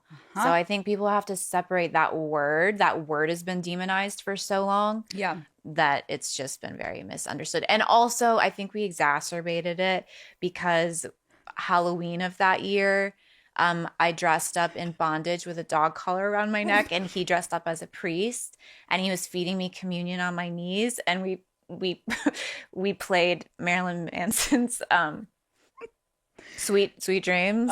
We played that. That was the song to the and people felt like that was a confirmation of the satanic rituals. So you can kind of see like where people may like I can see where I planted a seed and there grew a tree in its place. But you're here to chop down the tree and be like, it never fucking happened. Yeah, he didn't want me to clarify. He was like, it's actually so much, just let them think that it's so much cooler that people think we're this bizarre, that we're this weird, that we're doing this kind of weird magical weird shit in our basement. Like, let them think that this is what's going on. But it is kind of a testament to like everything they see on social media is face value, and it's like, it's not that deep. It was Halloween. Let's go back to the beginning. Megan Fox, what were you like as a kid? I told my mom when I was 2 that I was going to be a famous actress, so I knew. And that wasn't out of passion for acting, I'll be honest. I just always knew that that's what it was going to be. I had like an awareness of my destiny for some reason at a young age. And I was a tomboy when I was a little kid. I was always outside. I had like a very assertive energy as a child. And whenever my mom would get like secret psychic readings, because she was Pentecostal, so that was a no-no to see psychics, they would always read that she had an older daughter and a younger son, and that the younger son was me. And I'm not really sure why I always came through that way, except that I have, no one's going to know what I'm talking about right now, but I have Mars on my ascendant in astrology. So I have like a warrior energy that I was born with, and I think that was translated as being like maybe masculine as a child, because it wasn't docile. But I was like a good kid. I was like a little mischievous and never interested in school. Always knew that that was not for me. What was the dynamic like in your house? My parents got divorced when I was 3, and prior to that, I just remember both my parents are still alive, and so I want to be careful not to drag them, but while also being honest. I remember my mother's depression was really, really affected me very deeply, and it was very visceral for me. And like, if I were to draw an image of my mother from my childhood, it would be her, like, this is not a literal image, but she just always seemed like a soaking wet blanket, or like draped over a couch, like weeping. That would be like my image of mother, because I was so connected to her sadness, or her feelings of being unfulfilled, and also her resentment towards relationships. My dad, before I skip ahead, my dad is like really outgoing and funny and charming and like really unique and sparkly, and she was, I don't know, she was not fulfilled in that relationship for whatever reason. They got divorced. From my perspective as a 3-year-old, he kind of disappeared for a little while. She immediately got remarried. My stepdad, who has passed, was probably had borderline personality, but back then he was diagnosed, I think, bipolar. And so he was emotionally and mentally and verbally very abusive to me, not to her. And he isolated me from her, and just in general, like, I wasn't allowed to have friends over or like go to anyone's house. So I spent a lot of time isolated in my room, and wasn't able to really even spend much. He wanted her. I guess he isolated her is really what was happening, but it seemed as though I was the one being isolated. Yeah. Then I watched her depression through that relationship as well. And so the messaging that I received is that men, and marriage in particular, drain you of your life force and keep you from being able to express your creativity or express your unique desires. And it's an oppressive experience to be in a relationship, or to be in love, or to be married. In particular, being married. Like, when I say the word being married, I feel my chakras tighten up. I feel my back get tight, even though I was married for a long time. Yeah. So does that answer your question about my dynamic? It is interesting. And you have one sibling? Are you older or younger? No, I have an older sister, but she's 12 years older. So she was going to college when I was still really young, and she was gone a lot, because prior to that, when I was really young, she was in high school and she wasn't around much, and she had a boyfriend and she got married and she moved out. Yeah. So I was alone a lot, and trying to make sense of my mom's depression and the disconnect, and then the emotional violence coming from my stepfather, and also wanting to be with my dad more and not being able to be around him because he always was a light and he still is a light. But he was separated from me in a way where I couldn't get to the light. It's kind of like you can't get to God. Yep. That constant like wanting to connect with the father figure, like either spiritually or literally. Yeah. I feel like a lot of people that I've talked to, I have such empathy for people that, whether literally or just like by age, kind of had a upbringing that you're essentially an only child, like your sister being so much older than you, like you were in the house alone. And I feel like a lot of times when there's such chaos from the parents, like I found you can have such an emotional connection to siblings because you can look at someone to your right and your left and be like, oh, we're going through the same shit. Whereas when you're an only child, essentially in those moments, you can only internalize, think what's wrong with me, or hate what's going on around you and try to do the complete opposite of what your parents did. I feel like obviously we've seen in movies you play just like the most popular hot girl. And when you got to high school, because I know you said when you were younger you were very tomboyish, you would be alone. What was your high school dynamic like? Like, were you the cool girl or were you the opposite of that? No. In middle school, I was always a loner, I guess, and not necessarily by choice, but have you ever taken the Enneagram test? Do you know what that is? I do know what that is. Do you know what number you are? I completely forget what number I'm in now. You're probably a 1 if I had to guess. Oh my God, what does that mean? Is that a good or a 7? Actually, you're probably a 7, the enthusiast. Take it and then tell me. And then like I don't know how this works, but like insert it into this interview and tell me if I was right. And my face pops up like I am a 1. No, a 7. A 7. I think you're the enthusiast. Okay. I'm a 4, which is I think in that one they call it the romantic, but it's a personality that's been developed where I identify as being an outcast or being so incredibly unique and unusual that no one could ever understand me. And so for me, like the worst insult you could give me is that I blend in with everyone else, or I have like a vanilla personality, or that I'm normal. But that actually stems from a family environment where I didn't feel that I belonged and never felt a part of anything. And then as I went out into the world in school, that was also reflected back to me, where I didn't fit into a friend group and I wasn't received well by kids. And then as I left school and went out into the world as a famous person, the world received me that way as well, with a lot of contention and a lot of negativity and a lot of projection. And so it's a part of my identity, but it's a survival mechanism to say I'm a pariah, like I'm an outlier. That's who I am, and I'm proud of that, and that's who I need to be now. That's how I self-identify. But really, that comes from a deep wound of looking to have belonged somewhere at some point in my life and never finding a place that I fit. That's really actually interesting to hear, because I was going to say, like, on one hand, it is a survival mechanism for you to get through, but I'm also like, isn't that lonely? Yeah. Yeah, it's super lonely. But I was a lonely baby. Yeah. I've been lonely my whole life. So, and when I meet with, like, I've met every healer, every psychic, they're always like, well, you're a 9 life path. This is your last life. You're an old soul. Old souls are lonely. Old souls are sad. You've been doing this a long time. You've been through a lot of trauma.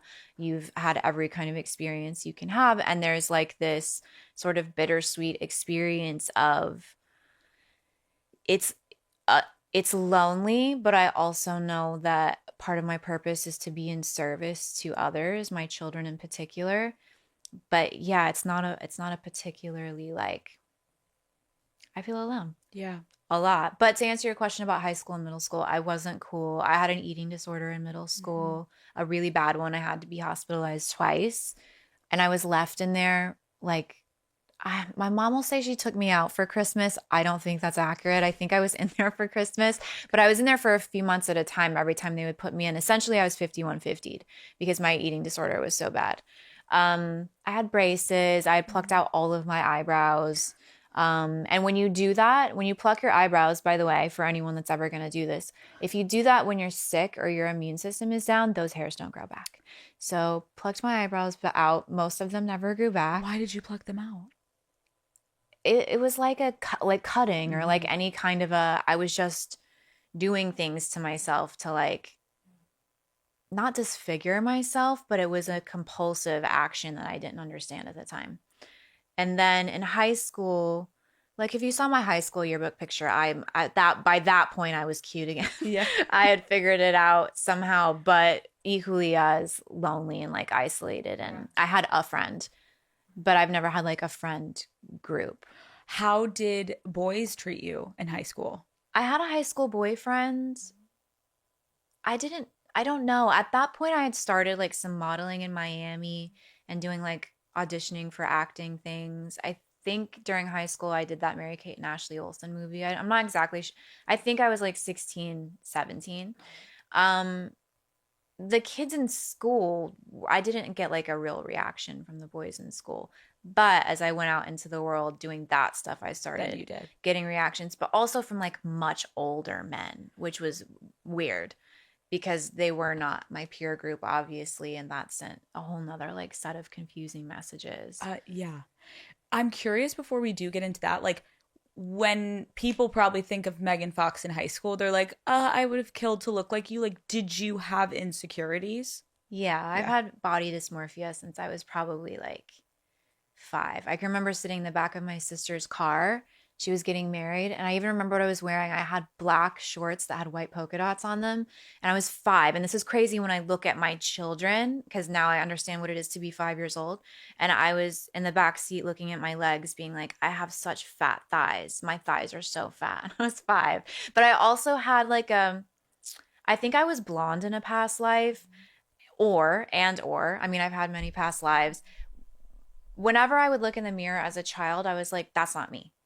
That never felt like me. I nothing about that face, the hair, the skin color, the body, that wasn't me. I never associated that with me. And so I think that's because I have a strong tie to some of my other lifetimes. And it was always hard for me to accept that this is who I am in this lifetime. And that goes back to when my parents were still married. So I was like 2 or 3. My mom said that I used to go into the bathroom and stand on the toilet and pull up my shirt to see if my boobies had grown. And I would get really upset that I didn't have big boobs. And now $30,000 later, now I do.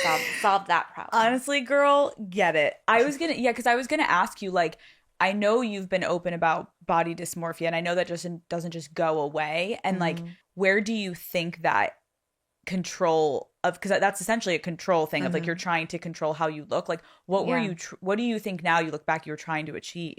I think ultimately at the time that I was going through it, it was loss of control because of the dynamic between myself and my stepfather, and having no autonomy whatsoever, and like not being able to have friends or to leave the house or to even like do things freely inside the house. But prior to that, it was just a feeling of being defective or being unwanted.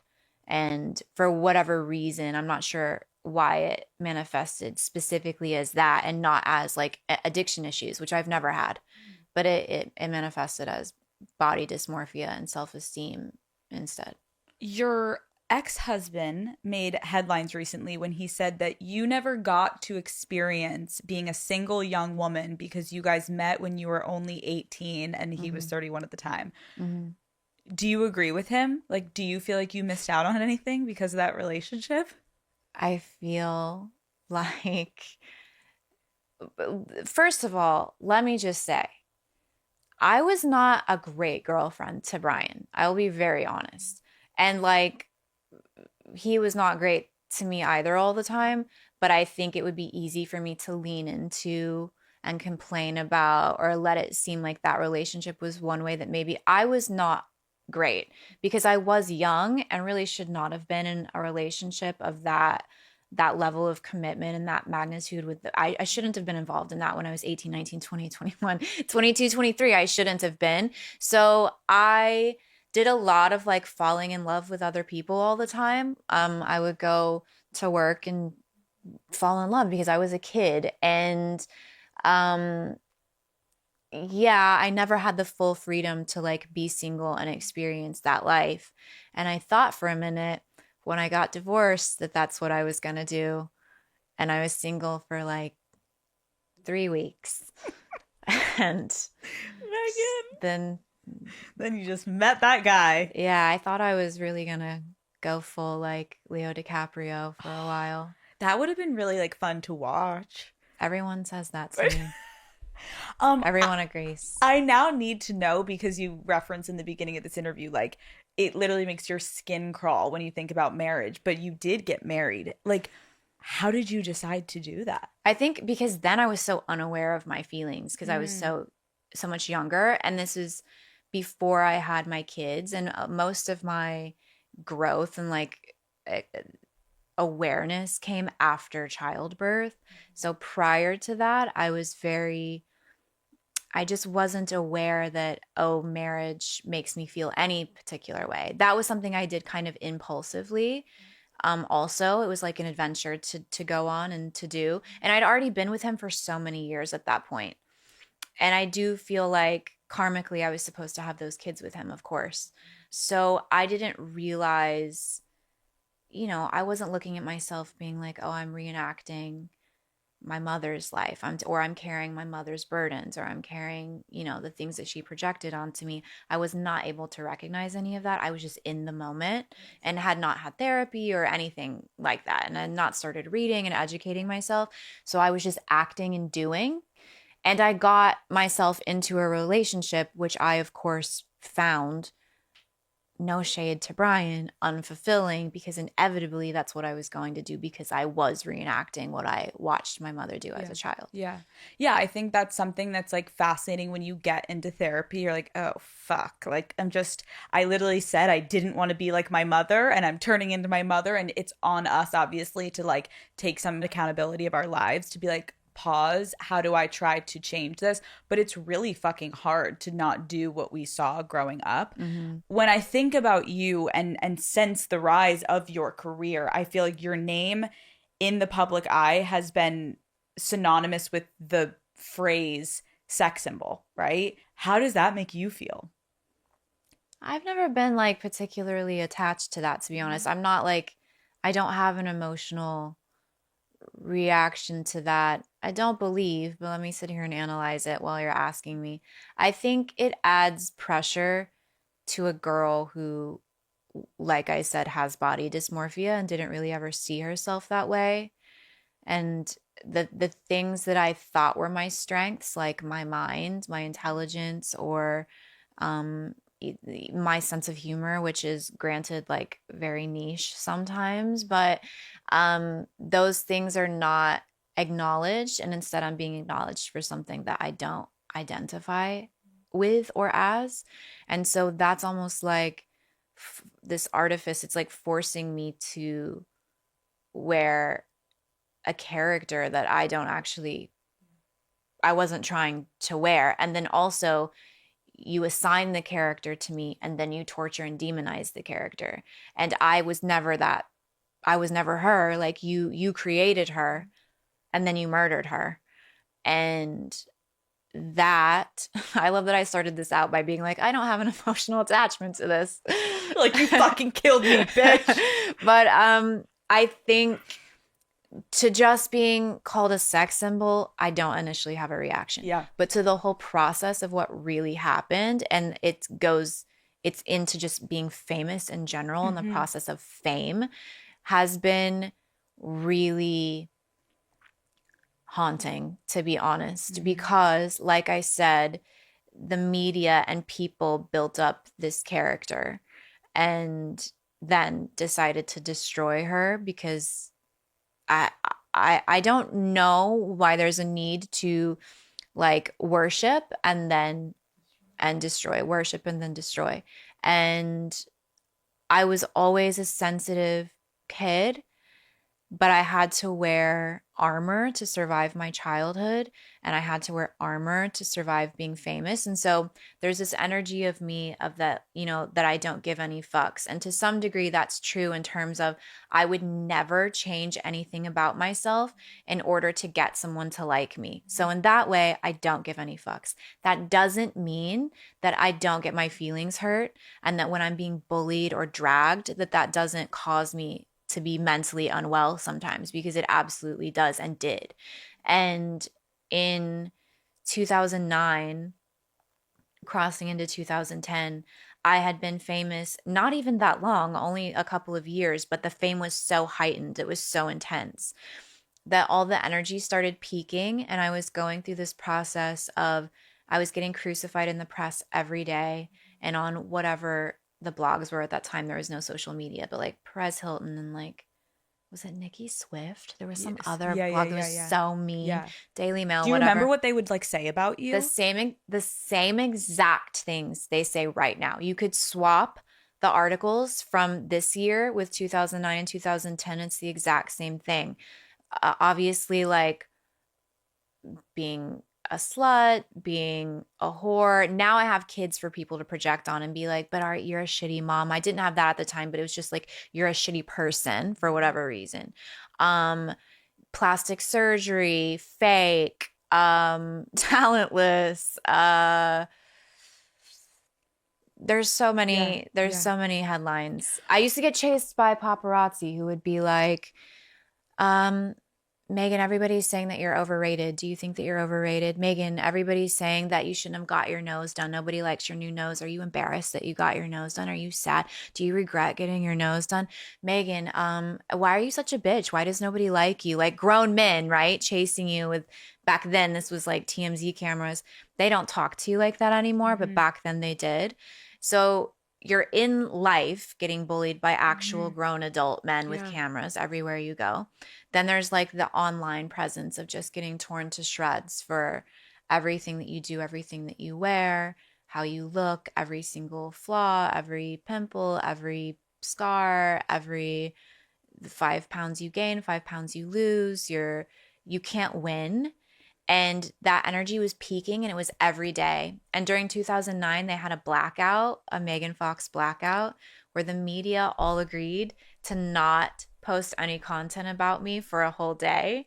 Which, by the way, I was like, I hope you do this every day. Thank you. But the attitude was that, that I was a fame whore or an attention whore, which is the opposite of the truth. I'm extremely introverted and horrified by having to be in front of people or cameras.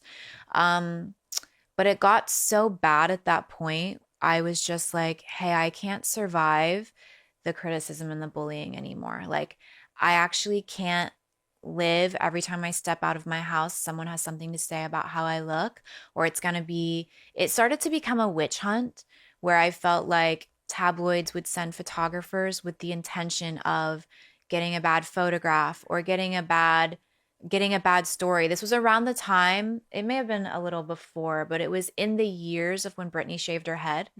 And so the media at that time, they were on witch hunts, and they would set out to try and find something negative, the ugliest picture they could get to splash it everywhere, because that's what people want to, that gets the most engagement, obviously, even back then before of course socials existed. And that's when I sort of stepped away for a long time. And I was like, I'm good to just not be involved in this anymore because I actually can't sustain this amount of damage. It's not normal. And I also feel like it was kind of just me at that time, whereas now all of us get it. There's so many other girls that are getting it constantly. But back then, it really was kind of just me. There wasn't another actress that was getting it the same way I was getting it.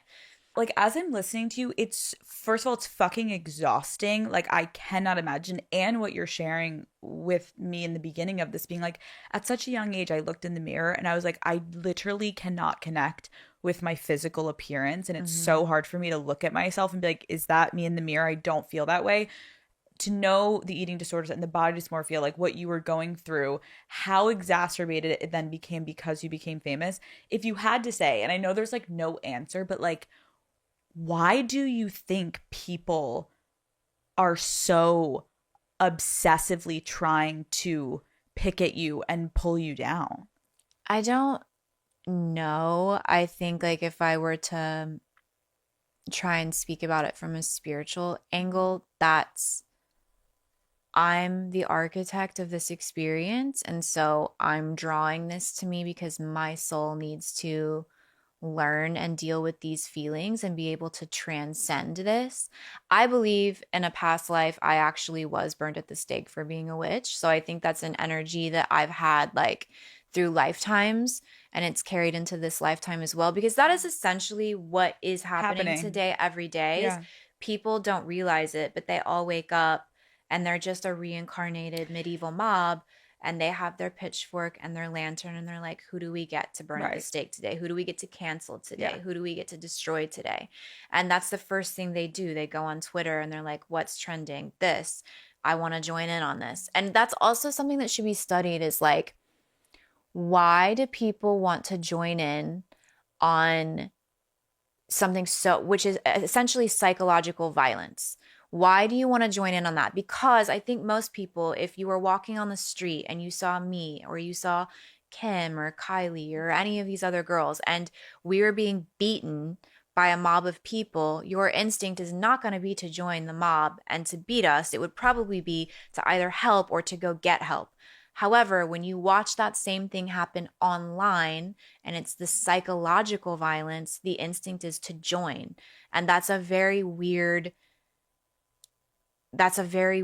instinct that people have, that they should ask themselves, like, why do I want to be a part of tormenting, torturing, mocking, making fun of, or bullying, when we do understand the ramifications and the danger of doing this? It's such a good way to look at it, and it's fucking terrifying. And I think that as I'm sitting here listening to you, like, I also just have to like acknowledge, like, you are conventionally like a beautiful woman. Like, you have been called in certain years like the most beautiful woman in the world. And I think people cannot accept that you could have it all. You can't be this beautiful and be smart. You can't be that beautiful and be a good person. And I think it brings so many insecurities out in people when they look at you. I think for women, like, I remember I just saw a TikTok of this woman who was like, I just lost 100 pounds and my life is so different because I used to walk in rooms and women would befriend me and men treated me like shit, and now it's the opposite. I walk in a room and every fucking woman looks at me like a threat, and every man is opening the door for me, treating me like a queen, and I'm like, whoa. I just lived 2 different fucking experiences in a year, and I'm like, which one would I choose? But I think you threaten women because you're confident and beautiful and educated and smart, and we're all like, fuck you, you can't be like that. But to men, I mean, I was going to read this to you. I was like, what the fuck is wrong with the world? I read an old article, okay? And they described you as a screensaver on a teenage boy's laptop, a middle-aged lawyer's shower fantasy, and a sexual prop used to sell movies. Like, the objectification of you, Megan Fox, is so much larger than you. It is like the embodiment of misogyny and what's wrong with our fucking society. And it's terrifying even hearing, though, it come from your own voice of like, I didn't ask for this. I'm not out there selling my body and my soul to this. Like, I'm just trying to do my job, and somehow people are like, take her the fuck down. Like, yeah, it was always confusing to me because I never really did anything bad. I was never like associated with drugs or alcohol. I was never around until recently anyone who's been associated with drugs or alcohol. I was never caught at clubs. I was never arrested. I never did anything outside of having like a kind of Andy Kaufman-esque sense of humor, which people don't understand. That is my greatest crime. And so it was very hard to understand in the beginning. And I'll be honest with you, it's hard to keep enduring it because I did step away for a decade, and I did all this work on myself spiritually and thought that I was transcending and growing and becoming a better person. And so when I got divorced and I started dating Coulson, inevitably I was sort of thrust back into the light, the synthetic light, not the real light. And I thought that either it would be different, I would be attracting a different experience to myself this time because my level of consciousness was so much higher, or my ability to deal with it would be so much better at this point because I was a different person. And I have not found that to be the case at all. Like, I've been doing it, it's going on the 4th year now. And it is wearing me down. I'll be honest. Like, it's very hard, I think, because I don't have a family support system or like a large group of, I don't feel that I belong because I do feel so alone. Like you said, when you have to deal with something and you don't have siblings or you feel like you're by yourself, you internalize and then it can become very grim very quickly. And I am kind of getting to the end of my rope with that. I'll be honest. Like I'm struggling with it again. It feels like I was in a wormhole. Like I left 2009 and I'm like right back in where I left off. And there was no growth, which makes me feel defeated. And I can't believe how negative human beings are and how cruel they need to be to everyone. This is not just me, but that also weighs on me because I have kids and I have one kid who's like an artistic savant, and that kid will inevitably be in the spotlight somehow. It's impossible that they won't. And I know how cruel the world is because I've lived through it, and I don't think I can endure watching what my child is going to have to go through. So I'm really struggling with that as well, of like not wanting my kids to have to be exposed. I was gonna say, it's also just like this vicious cycle, like you said, like everyone builds someone up. We've seen it with so many stars online, and then the minute you're at the top, they break you down. And I already know it's like if you disappear again and you go away, oh my God, we miss Megan. It happened to me twice. When I went away, there was like this surge of like, I hate this phrase, but it applies. I would not normally say this. There was that peak in energy where I was getting crucified every day. I went away. I disappeared. I was like, fine, fuck it, you win. The world had like their post-nut clarity. And they were like, wait, but why did we kill her? Why did we murder her? She never did anything. What did she do? She was actually she stood for a lot of really good things. Like, we should have given her flowers. Why did we do that? Fuck. And then I step back. I'm like, was someone knocking? Were you guys calling me? I'm here. I'm here to receive my flowers. And it was immediate, just murder. Done. Immediately. And so What the fuck? that experiencing that cycle, like you said, if I were to disappear again right now, like I did in 2009, which believe me, I'm very tempted to do because I am not well at this moment, the same thing would happen where people would be like, oh, but she brought, she had this messaging. She was such a smart girl. She was a grounded girl. She was encouraging. She was supportive of other women. She was this, she was that. I promise you 40 years after I'm dead, it's going to be like with, not to compare myself to Marilyn, but the way she died. And then everyone's like, well, she was a genius. She had 142 IQ. That's going to happen to me too. Years from now, I'll be dead. And then somebody will have something nice to say about me. But living, it's not going to happen. It's even like making me think as you're just talking and I'm staring at you, like you are so bright and you have so much to offer. And it makes me sad because I know so many people will listen to this and be like, wait, she's actually like really fucking dope. But it shouldn't take you sitting for an hour and talking.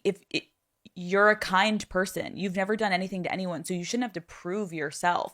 But it's like frustrating that there's this pull and push on the internet and you just can't fucking win. And I'm sorry you have to deal with that. I'm curious, like how did and how has this like extreme focus on your look and body impacted your relationship to sex?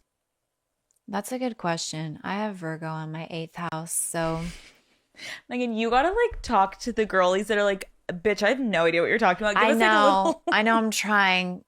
I think Google it. Yeah, you gotta Just you Google gotta it. deeply Google to understand what I'm talking about there. But it does affect, obviously, anything that's going on with your self-esteem affects your relationship to sex. But I will say, I feel like as I took more control of my body, actually, because when I was younger, it was like really scandalous to get anything done. So my boobs have been fake, by the way, since I was 21 or 2. I got them done in between the first and second Transformers, but I had them done conservatively. I've done this way too many times during this interview. I hate it. You gotta No, you haven't. You gotta AI those out. And I can't keep doing that. I'll just bump it in your face when you do it. Okay. Where was I? Okay, so I had them. They were very conservative because back then everyone did the work, but you had to do work that was undetectable. Yeah. Obviously, people have been doing work since Hollywood began. That's the way the studios would bring you in and do a screen test and be like, okay, John Wayne, he needs a chin implant. Marilyn, she needs a nose. She needs this. She needs that. That's the oldest story ever told.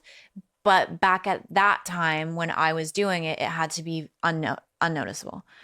But I always, that little girl that was in the mirror, like, where are my boobies? I always wanted big boobies. And so I wasn't happy with the first set. The same thing with like, can we just talk about plastic surgery since we're on let's this? talk. Yeah. Okay. So I'm just going to go through all the things that I've done. Love. Call Her Daddy is brought to you by Tinder. Dating app culture has gotten so complicated. I feel like every week I hear about a new app with new rules. It's time to just go back to our roots, you guys. Tinder is back and it's easier than ever to put yourself out there. The OG dating app is here for whatever you're looking for, a partner, a date, just a booty call. I see you out there and Tinder's got you covered. A new relationship starts on Tinder every 3 seconds. Every 3 seconds. You could have 3 boyfriends by now if you were swiping during this ad, okay? And if you do have 3 Tinder boyfriends right now, please report back to me. That sounds messy and I want all the details. Let's put the fun back into dating apps. Dating isn't supposed to be stressful. Tinder gives you the freedom to meet people your way. So instead of overthinking an opening line, just go and shoot your shot. If you've been looking for a sign to simplify the dating game, this is it. Explore all the possibilities for yourself. Tinder, it starts with a swipe. Download Tinder today. Can we just talk about plastic surgery since we're on let's this? talk. Yeah. Okay. So I'm just going to go through all the things that I've done. Love. Because I feel like there's this stigma and I'm not going to win. I'm going to do this. I'm not going to win. Okay. However, I'm hoping it sets some people free. Let's go. Because I feel like people are like, well, we if you were to ask women, they would be like, well, we say these things, we bully you. Some of my favorite comments are from women, and I don't often read them, but sometimes I'm in the mood and I'm like, I want to interact with a troll. Yeah. And it takes 1 second for them to start pouring into my Instagram feed or my comments. And they're often from women where I'll be like, holy shit, that is a particularly cruel thing to say. Who is this person? And I'll click on it and she'll be like, women's life coach, crystal healing, loving God, tantric lessons, divine feminine. And she's under my comments being like, crucifying me for being plastic or whatever. So if you were to ask her, she would be like, well, that's because she perpetuates an unhealthy standard of beauty, right? Mm-hmm. And so here I am, I'm going to be fully transparent. Mm-hmm. I still won't win because there are some girls who have been transparent. I don't want to bring people in, but someone like a Kylie has been very transparent. Mm-hmm. That is not helping her. Women are still brutally dragging her just the same. Uh-huh. And totally undeserved. She's a beautiful, healthy, young, gorgeous girl. And I actually feel, for whatever reason, very protective when I watch other girls go through this. I want to defend them or go to war for them. But okay, I'll go through. Okay. Here's things I haven't done that I have been accused of doing. Okay. And then I'll confirm the things I have done. Okay. I've never had a facelift of any kind. So no mid-facelift, no lateral brow lift, although I would like one, or no regular brow lift. I've never done threads. I have researched them. That's not because of some moral thing. I just don't really believe they work. And I'm also afraid that they would interfere when I do need to have a facelift. But I am very tempted to go have my eyebrows snatched like all the way. I want that look. Sometimes that seems fun. And you can do it on a lunch break. And I see why it's so tempting. And I have researched it, have not done it yet. Okay. I've never had this done. What is this? Oh, buccal fat? Buckle fat? Buckle fat. Buckle fat? I've never had that done. I'll never have any fat removed. I'm a very like lean person that doesn't have enough body fat or fat in my face, so I will only ever put fat in. I will never be taking fat out, which leads me to I've never had any like liposuction or body contouring or anything like that. I've never had, what are other things you can have? Butt implants. I mean, I would be so flattered if somebody thought I had a BBL. Megan. If I could, I would. I don't have the extra body fat. I would get it done if I could. That dump truck. And that surgery is such a hard one to recover from. It's so insane. It's basically like 3 months you have to lay flat on your face. I could never be me. You're bruised for an eternity. If I were to ever do that, I would come out with, I would be like, if I'm going to survive that surgery, you're going to give me an ass that's like an anomaly. Like I'm going to walk through a park and I'm going to turn around and everyone is going to be whispering and laughing and talking because they're like, what are we looking at? Like circus freak. That if I'm going through that healing process, you're gonna do it. I want that. I'm not coming out with like, has she been like really hitting the gym lately? Extra squats. No.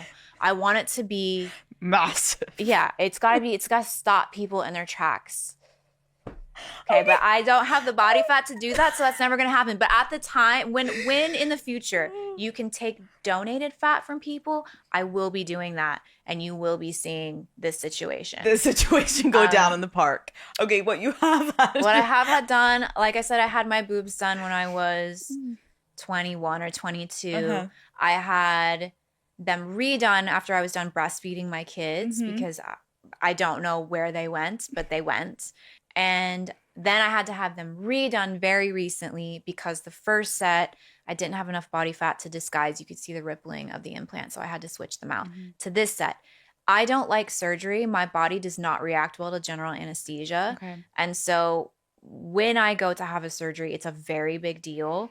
And I have all my doctors have to meet with me before and have to tell me if they've seen any omens, if they saw any owls, crows, if anyone stepped on a spider, if there are any dead insects. Like my doctors have to go through this with me because I'm very afraid of dying under general anesthesia. So I don't take surgery lightly, and therefore I have not had many of them because of that. So that's probably a saving grace that I have this paranoia or this fear, because God knows what I would have been up to. Do your doctors think you're insane? They're like, oh, this No, they bitch. love me. No, they love me. Yes, I saw an owl, Megan. Let's reschedule. No, we all. And by the way, I'm like, I'll still pay for the surgery. Just do not also make sure the music playlist, no music comes up that reminds you of like your ex-girlfriend or an ex-wife or anything that's going to make you upset because you're the surgeon.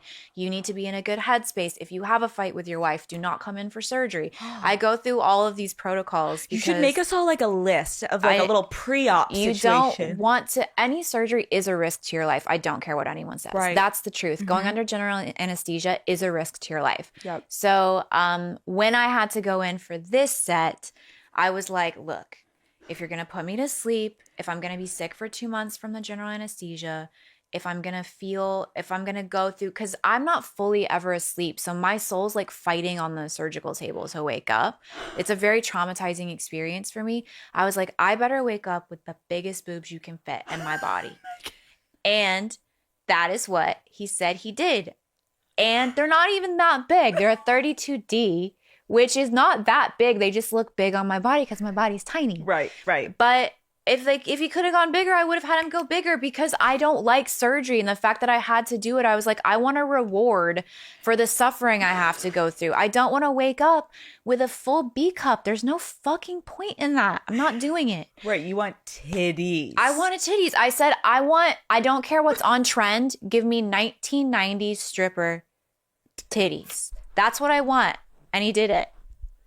Girl, you look amazing. Thank you. And then I had my nose done when I was in my early 20s. And that's something I've literally been accused of having like 6, 7, 8 rhinoplasty surgeries, which is impossible. Your nose would get necrosis and fall off. I haven't had a rhinoplasty since I'm going to say 23. It's been well over a decade. Okay. I've not touched my nose since then. Okay. We didn't contour my nose. Yes. We didn't contour my nose. You did. No, we didn't. Your nose looks tiny. Fuck, Shut the Jenna, fuck up. we didn't contour Jenna, it. you're fired. Should we contour it half? Should we show everyone how I contour my nose? Shut the fuck up. Your nose looks... No. I can make it tiny like a little elven princess. I make it so small. Within 1 inch of its life, I contour it. And so I think people think I keep constantly working on it. It is just the contour. I can't believe I'm doing an interview without nose contour on.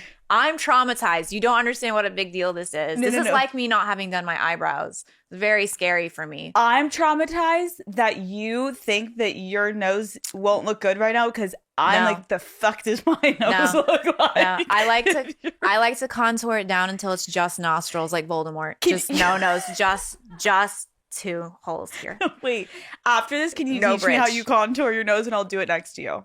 Yeah, but I'm freaking out that I'm not. I don't have it on. You look so gorgeous. You're gonna keep going. This is good for you. This is good for you. She's got to keep going. Okay. So you've had your nose done. You've had your tits done, and what? Botox and filler? That's it, right? Oh, there's one thing I had done that I'm gatekeeping because, sorry. What? It was really good, and it's not a known like plastic surgery. People don't even really know about it. Will you tell me off camera? Yeah. You don't need it, I don't think. Really? You're not going to want it. I wanted it very badly, and I needed to do it. And it's something that... Can you give us a hint? No. Okay, so that's it. Yeah, it's actually not that much. Right. It's not that... In terms of surgery, it's not that much. Right. Now, when it comes to lasers and stuff like that, I've done everything you could possibly think of doing, and I always will. I don't understand the point of shaming people for getting stuff done. Granted, I'm not encouraging anyone to do anything crazy, and like I said, you need to be very safe and very careful when you do any of this stuff, even fillers. Like people that get fillers in their nose, you can get necrosis from that. Like none of this shit is really safe. It all comes with a risk. So I'm not encouraging people to just go out like blindly and do things. You should do your research. However, it's a very weird thing to shame somebody for. And coming back to your question about sex, the more that I've taken control of my body and done the things that I've always wanted to do, the more comfortable I am in my body and the more freedom I have sexually and the more embodied I feel sexually and am more like playful and confident in that way. Versus when I was wearing a body that didn't feel like my body because I always wanted it to be different. Yeah. I appreciate you sharing that though, because I think you're right. It's like to the women that are shaming women for getting work done, if you are so triggered, that probably means you have an insecurity where maybe you've thought of getting fillers or Botox or something, but maybe you're too scared. So then you shame women that have done it. It's like, why? If you don't want it, why do you care if another woman gets it? Yeah. It's all projection. When someone is so angry looking at you, it is based in some form of jealousy. Like we have to just call it what it is. But also, where does the logic end of like, why won't you take it to shaming people for coloring their hair? So true. You know what I'm saying? Or wearing gel nails. Or where does that logic Spray tan. stop? Yep. What's natural enough for you and then what's fake and what's the barometer and like why do we all have to follow some kind of a standard? It doesn't make any sense. Like, can we talk about your book for a second? Yeah. So you released your book, Pretty Boys Are Poisonous, and you basically write about the fact that you have your entire life kept the secrets of men, which again, if anyone asks like why, it's like we kind of talked about that today. It's like, well, what the fuck? If you say it, no one believes you, or they shame you, or they call you a whore. Like there's certain reasons why women don't come forward and say these things. And you wrote a lot in this book. One of the common themes I wrote down was like throughout the book, you talk about minimizing yourself in order to make a man or men feel comfortable and confident and important. When was the first time you remembered doing that in a relationship? Like bringing yourself down? So tricky because my relationships are public, so it's hard to say. But Okay. I would say very early on, like when I first started going to award shows and things like that, feeling judged for like my naive excitement over like first experiencing some kind of success, or like being at like, oh my God, I'm at the MTV Awards, like, whoa, this is so cool. And not being met with what felt to be criticism or judgment, and then me shrinking and receiving the message that it was embarrassing to like these things or to be happy to be a part of these things, and that I needed to quell that and reject it maybe. Have you ever had someone that like had a very strong opinion to be like, you're not allowed to wear that, or don't be like as outgoing in at events? Like, how controlling have you experienced relationships become? I haven't had somebody control clothing and things like that. But definitely, yeah, definitely just down to like maintaining too much eye contact with someone else, or having, being too curious during a conversation, or to the point where it's like, well, I just won't talk to anyone. I just won't look at anyone. I won't shake anyone's hand. Like, I'll just sit. And that's one of the poems you're referring to is, I think it was The Art of Becoming an Accessory. Yeah. And feeling like an accessory where I'm there, but why am I there? And what am I doing? I don't have like, I don't have a presence here because I'm not allowed to be. Another theme is toxicity in the book. I wanted to read you this particular line. I prefer the agonizing psychological abuse of this trauma bond to the prosaic tedium of a regular life. Why do you think you gravitate towards toxicity over stability? Because stability sounds boring. Megan. It does. And that's the truth. It sounds like it's not romantic. It doesn't sound like it's passionate. The literal definition of passion is to suffer. And it just sounds, I would rather be in something. This is not to encourage others to do this, but my personal psychosis and issue is that I would prefer to be in something dramatic and toxic versus something stable. Keep in mind, I've never experienced like truly stable. So if I were to honestly experience it, I would probably have a lot of peace and would accept it. But I've never had it. So to me, the idea of it sounds very boring. I want to read part of this heartbreaking poem that you wrote because it's fucking heartbreaking. You say, there was a time where I had never heard a man call me stupid, pathetic, bitch, cunt, slut, idiot. And there was also a time when I had never felt a man's hands hit me, suffocate me, or throw me to the ground. But now, if one of those things hasn't happened by Wednesday, I consider it a miracle. When I read that to you, how does it make you feel? I dissociate from the physical violence a lot.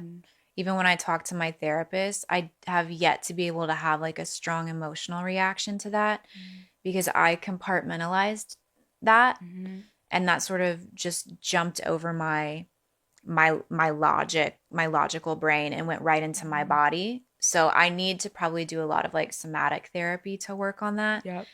But I'm not able to feel emotional when I write about it or when I talk about it. It's basically like describing a movie. The gaslighting and the name calling and the mental emotional abuse, I do get very emotional about that. I am very like present with that. But how do I feel about it? I don't know. Well, part of me feels like exposed because I wrote this book with things like that in it. And so to hear someone else read it, I'm like, okay, I wrote that for everyone to read for all of eternity. They can revisit that book. And I did it, but I did it for a reason. Why did you do it?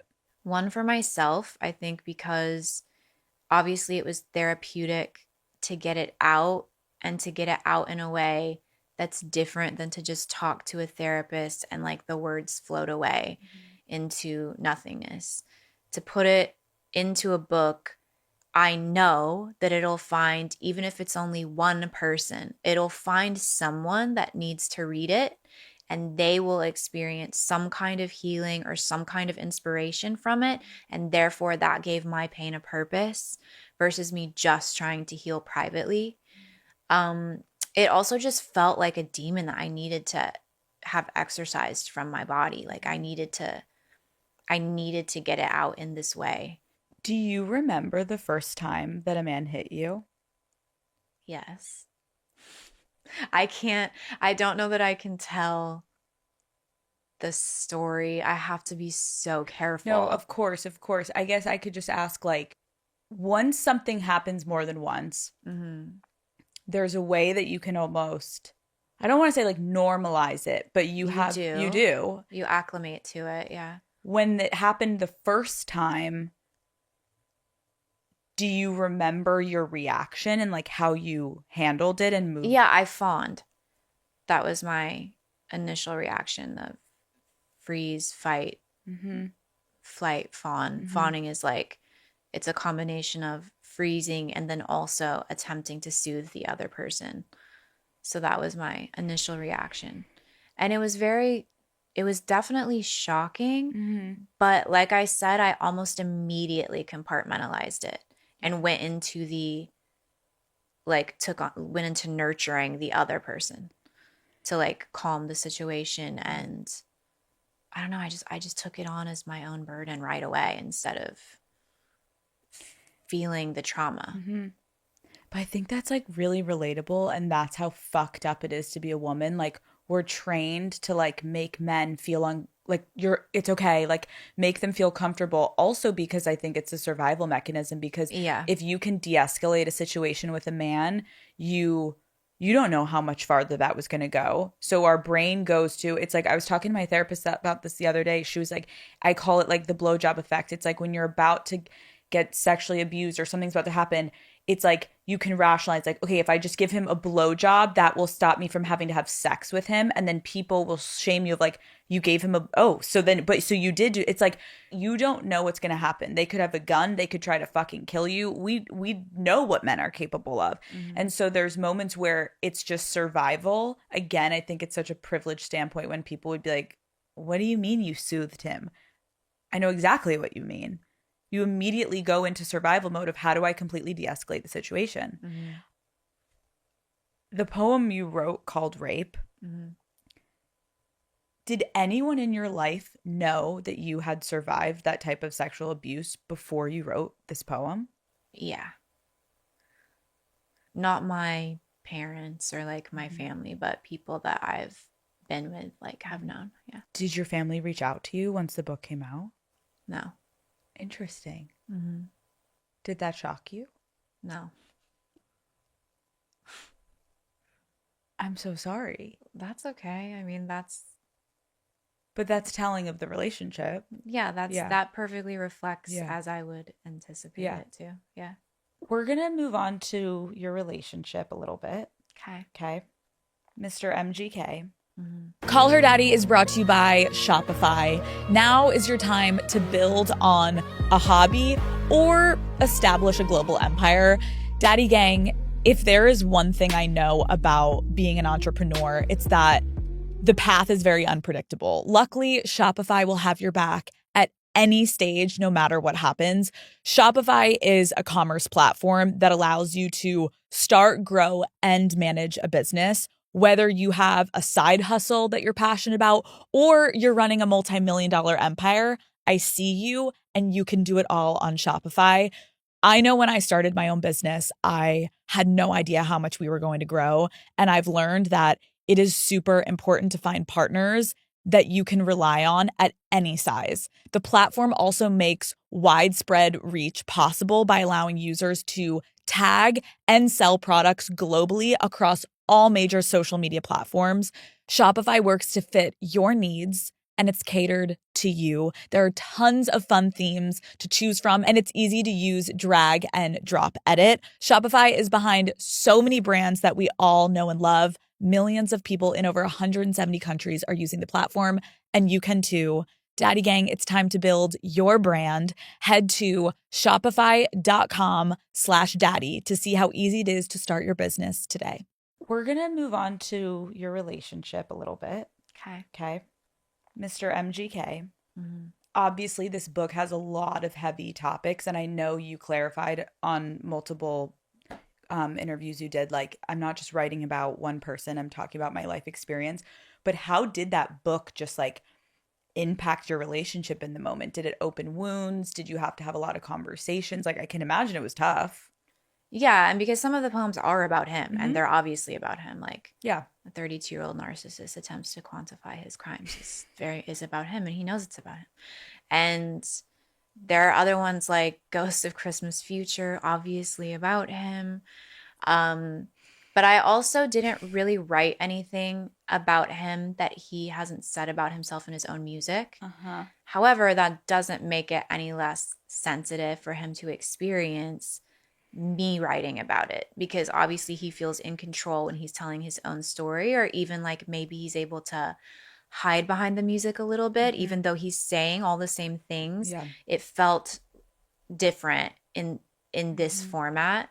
So obviously he would have to be asked for his experience, but it was not easy.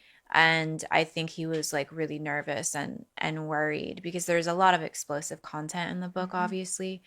And there was some fear there. And also, I mean, some of them are about him and are savage. They are, Megan. They definitely are. Go read the book, everyone. I feel like everyone has such like an opinion on your guys' relationships. You know, you got engaged, then I think it was called off, then we don't know what's going on with you. Like, how would you describe your relationship with MGK? I think that what I've learned from being in this relationship is that it's not for public consumption. So I think as of now, I don't have a comment on like the status of the relationship per se. What I can say is that is what I refer to as being my twin soul. And there will always be a tether to him no matter what. I can't say for sure what the capacity will be, but I will always be connected to him somehow. Beyond that, I'm not willing to explain. But all those things you said were accurate, things that have occurred. And I could see them being confusing or interesting to people, and them being like, what's up? Yeah. I mean, I think the reality is, like, reading your book, I was like, holy fuck, some of this is traumatizing. This is scary. This is sad. This is really relatable. Like, I think that's what you just explained you wanted to do with the book, is like, I think a lot of women, which is unfortunate and sad for us as women, that a lot of people can be like, I've experienced that and that and that. And I think what's sad is, like, so many people probably don't know how many women have gone through that, how many women have normalized getting hit or getting verbally, physically, emotionally abused. Like, it's everywhere. It's 1 in 3 women. Like, it's so fucking prevalent. And I think our culture likes to just turn a blind eye and pretend it's not happening. So, like, I appreciate you writing the book, but I agree. I think a lot of people are like, you okay? Like, are we still in this relationship? And that's for you to decide. Like, I think you're right. It's like, everyone fuck off. You're going to decide what you're going to do. And also, he gets to write his fucking music. Yeah. And I think you, as an actor, it's not like you get to be like, let's change this role to be more like that. Like, this is an expression for you that I bet was like healing in a way, to be like, put it out and let it go. Yeah. It also was written just from the like one angle of my perspective, meaning this was me being like, I'm writing this from my anger of all these men, all these experiences that I have had. It's not an objective view of my roles in the relationship. Like I said, like, I failed many times inside the different relationships and was not a flawless. Yeah. I was not a pure victim. Like Yeah. I did plenty of things and provoked plenty of things, not in terms of violence, but like I provoked pain or issues inside the relationship as well with my behavior. But the book was not written in a holistic way. It was written from my anger and my pain needed to speak. And that's what the book is. Yeah. Okay. I have a couple more fun questions. Okay. First of all, because we're going to transition and help the girlies out. Okay. How have you gotten to a place in your life where you do not give a fuck about what other people think and their opinions? I have not gotten to that place in my life. Wait, Megan, I thought you did. No, we still care. No, I guess like I said earlier, it is a thing of like I would never change anything about myself to appease someone. Yeah. Like publicly, I would never do that. I actually had to one time during Brian was in a custody case with his child, and I was sometimes a part of those. A part of the process is everybody has to do a psych evaluation. So all 4 adults had to undergo psychiatric evaluations, and mine came back and they took note of the fact that I was one of the only people that had never attempted to slant the test, because it's human nature to want your best self to be seen. So when people are being tested, it's often that they will not lie per se, but mislead or like present a truth that isn't entirely accurate out of wanting to be liked. And I don't have that function or that mechanism. So they took note of the fact that was completely absent from my psych evaluation, but not in a like sociopath way, but in a way where I'm just not somebody who's going to bend unless I'm only doing what I believe in, the end. Like that will never change. But that doesn't mean that it doesn't hurt my feelings when people spew venom or negativity or hatred towards me. I'm very permeable, actually, because I'm very sensitive. And yes, I've been wearing that armor, but the armor is heavy. And at a certain point in my life, I was down to get some blood on my blade and like go to war if I needed to. But I'm tired now. And it's actually wearing on me a lot in this particular moment. For whatever reason, things are coming to a head for me. And I'm not in a place where I don't give a single fuck. I do get hurt. That won't change who I am and how I speak and how I proceed with my life. But I do still feel the pain of that. How do you as a mother handle knowing people are like going to try to get at your kids through you and knowing you? Like, are you paranoid at all with that? Yeah. I lose a lot of sleep about that, especially because at least one of them is, I know, going to be in the public. Yeah. Probably all 3 of them. They're like drop dead gorgeous kids. Yeah. And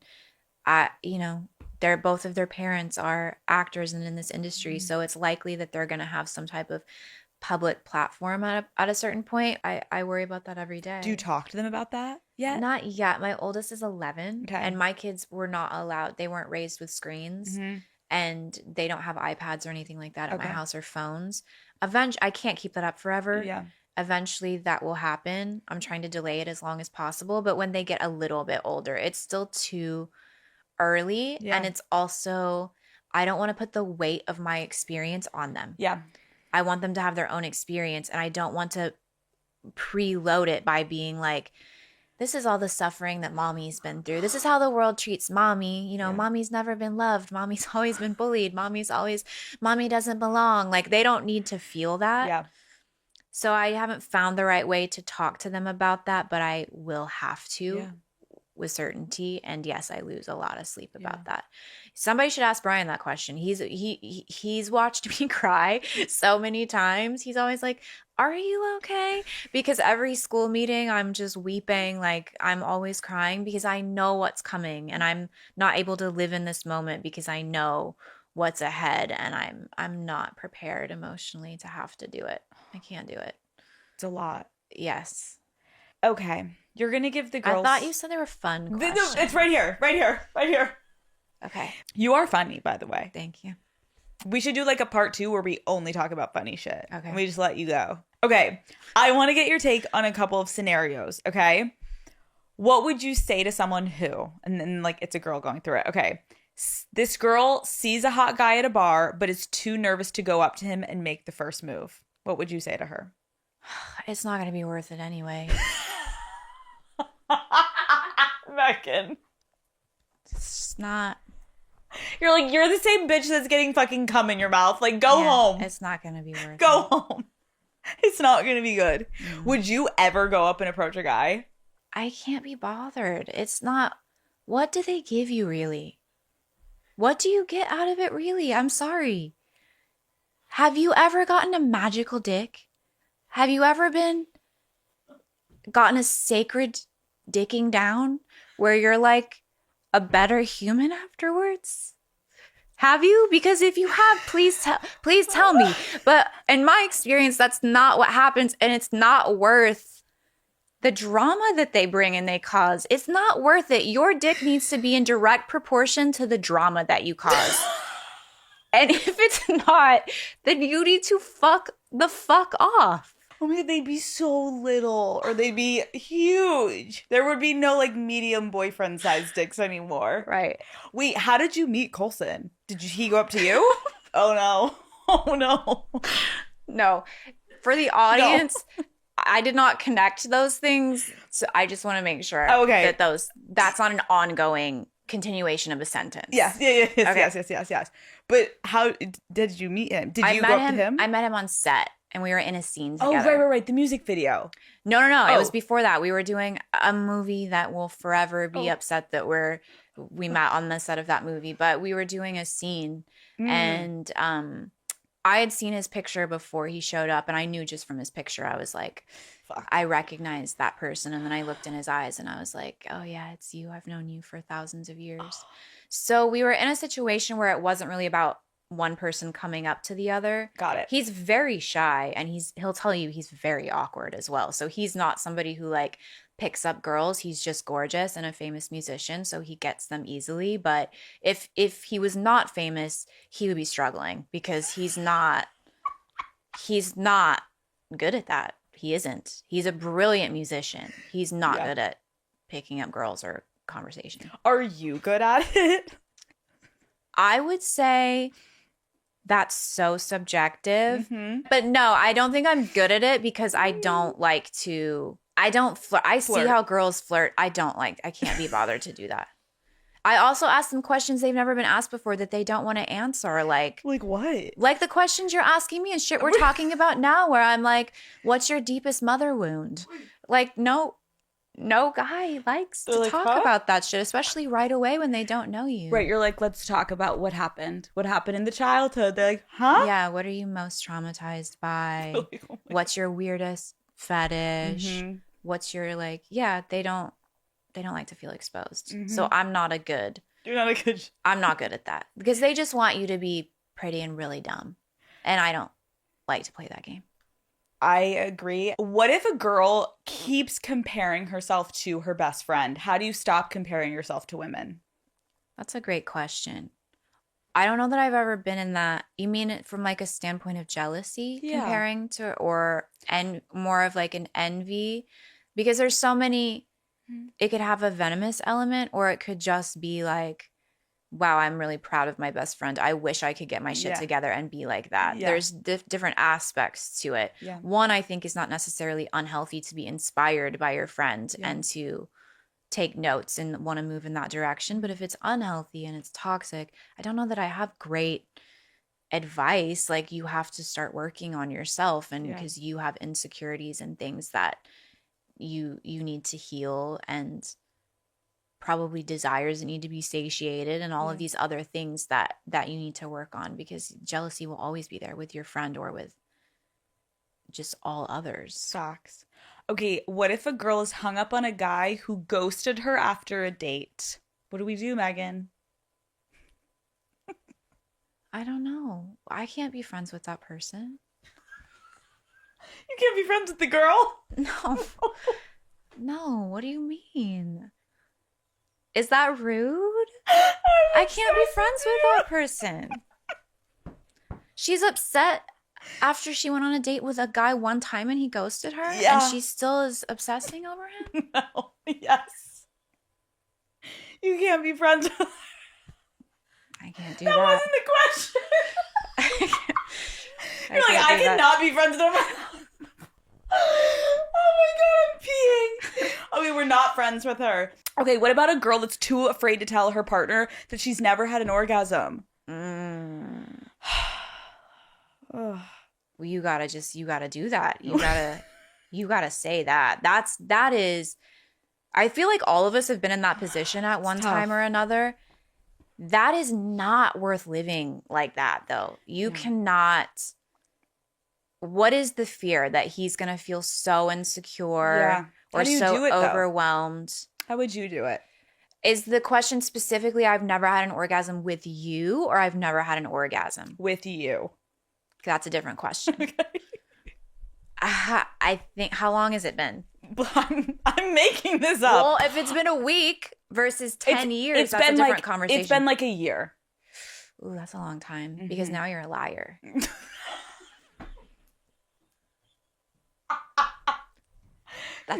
That's a long time to keep up that lie.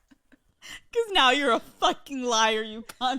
No, but now you have to answer for, well, why have you been lying for a year? Like, don't let it get to that point. I understand the fear of being intimidated or worrying or whatever. You can't live like that. You have to understand that orgasms, if he's entitled to an orgasm, you are entitled to an orgasm. The end. So don't let any kind of fear talk you out of being able to speak that truth. This is your body, and orgasms actually keep women very healthy. It's a vitamin, and you have to prioritize that. So don't be afraid. And if he has a problem with that, he is not for you. And I promise you the dick wasn't that good anyway. Obviously, because you're not coming. Amen. Okay, Megan, last question. What do you think this next chapter of your life will look like for you? I feel like you're about to disappear. This is the last we ever saw Megan Fox. I'm on like the cliff of that. No. I don't know. I'm either going to really have some kind of like breakthrough where I do transcend into some like blissful higher level of consciousness or find some kind of purpose being in service to people, or I will disappear again. I feel like I handled that wrong the first time though. Yeah. And I regret some of those years that I lost. So I don't think I'll repeat that. However, I am on the precipice of what am I about to do? And I don't know. Well, we'll be looking for you. Megan Fox, thank you so much for calling me on Call Her Daddy. This was overdue and it was perfect. Thank you. Thank you for staying up so late. It's midnight. Let's go. We did it.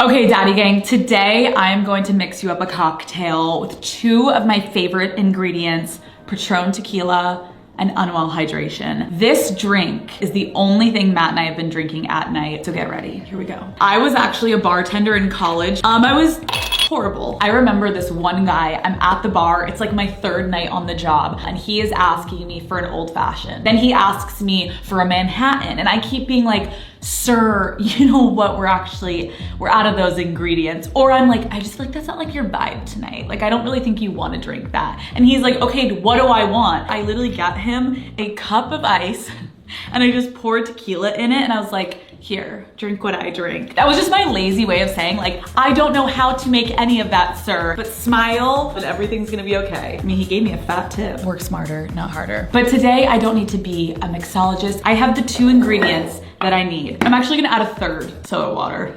Revolutionary. This cocktail calls for 2 ounces of Patron tequila. Boom.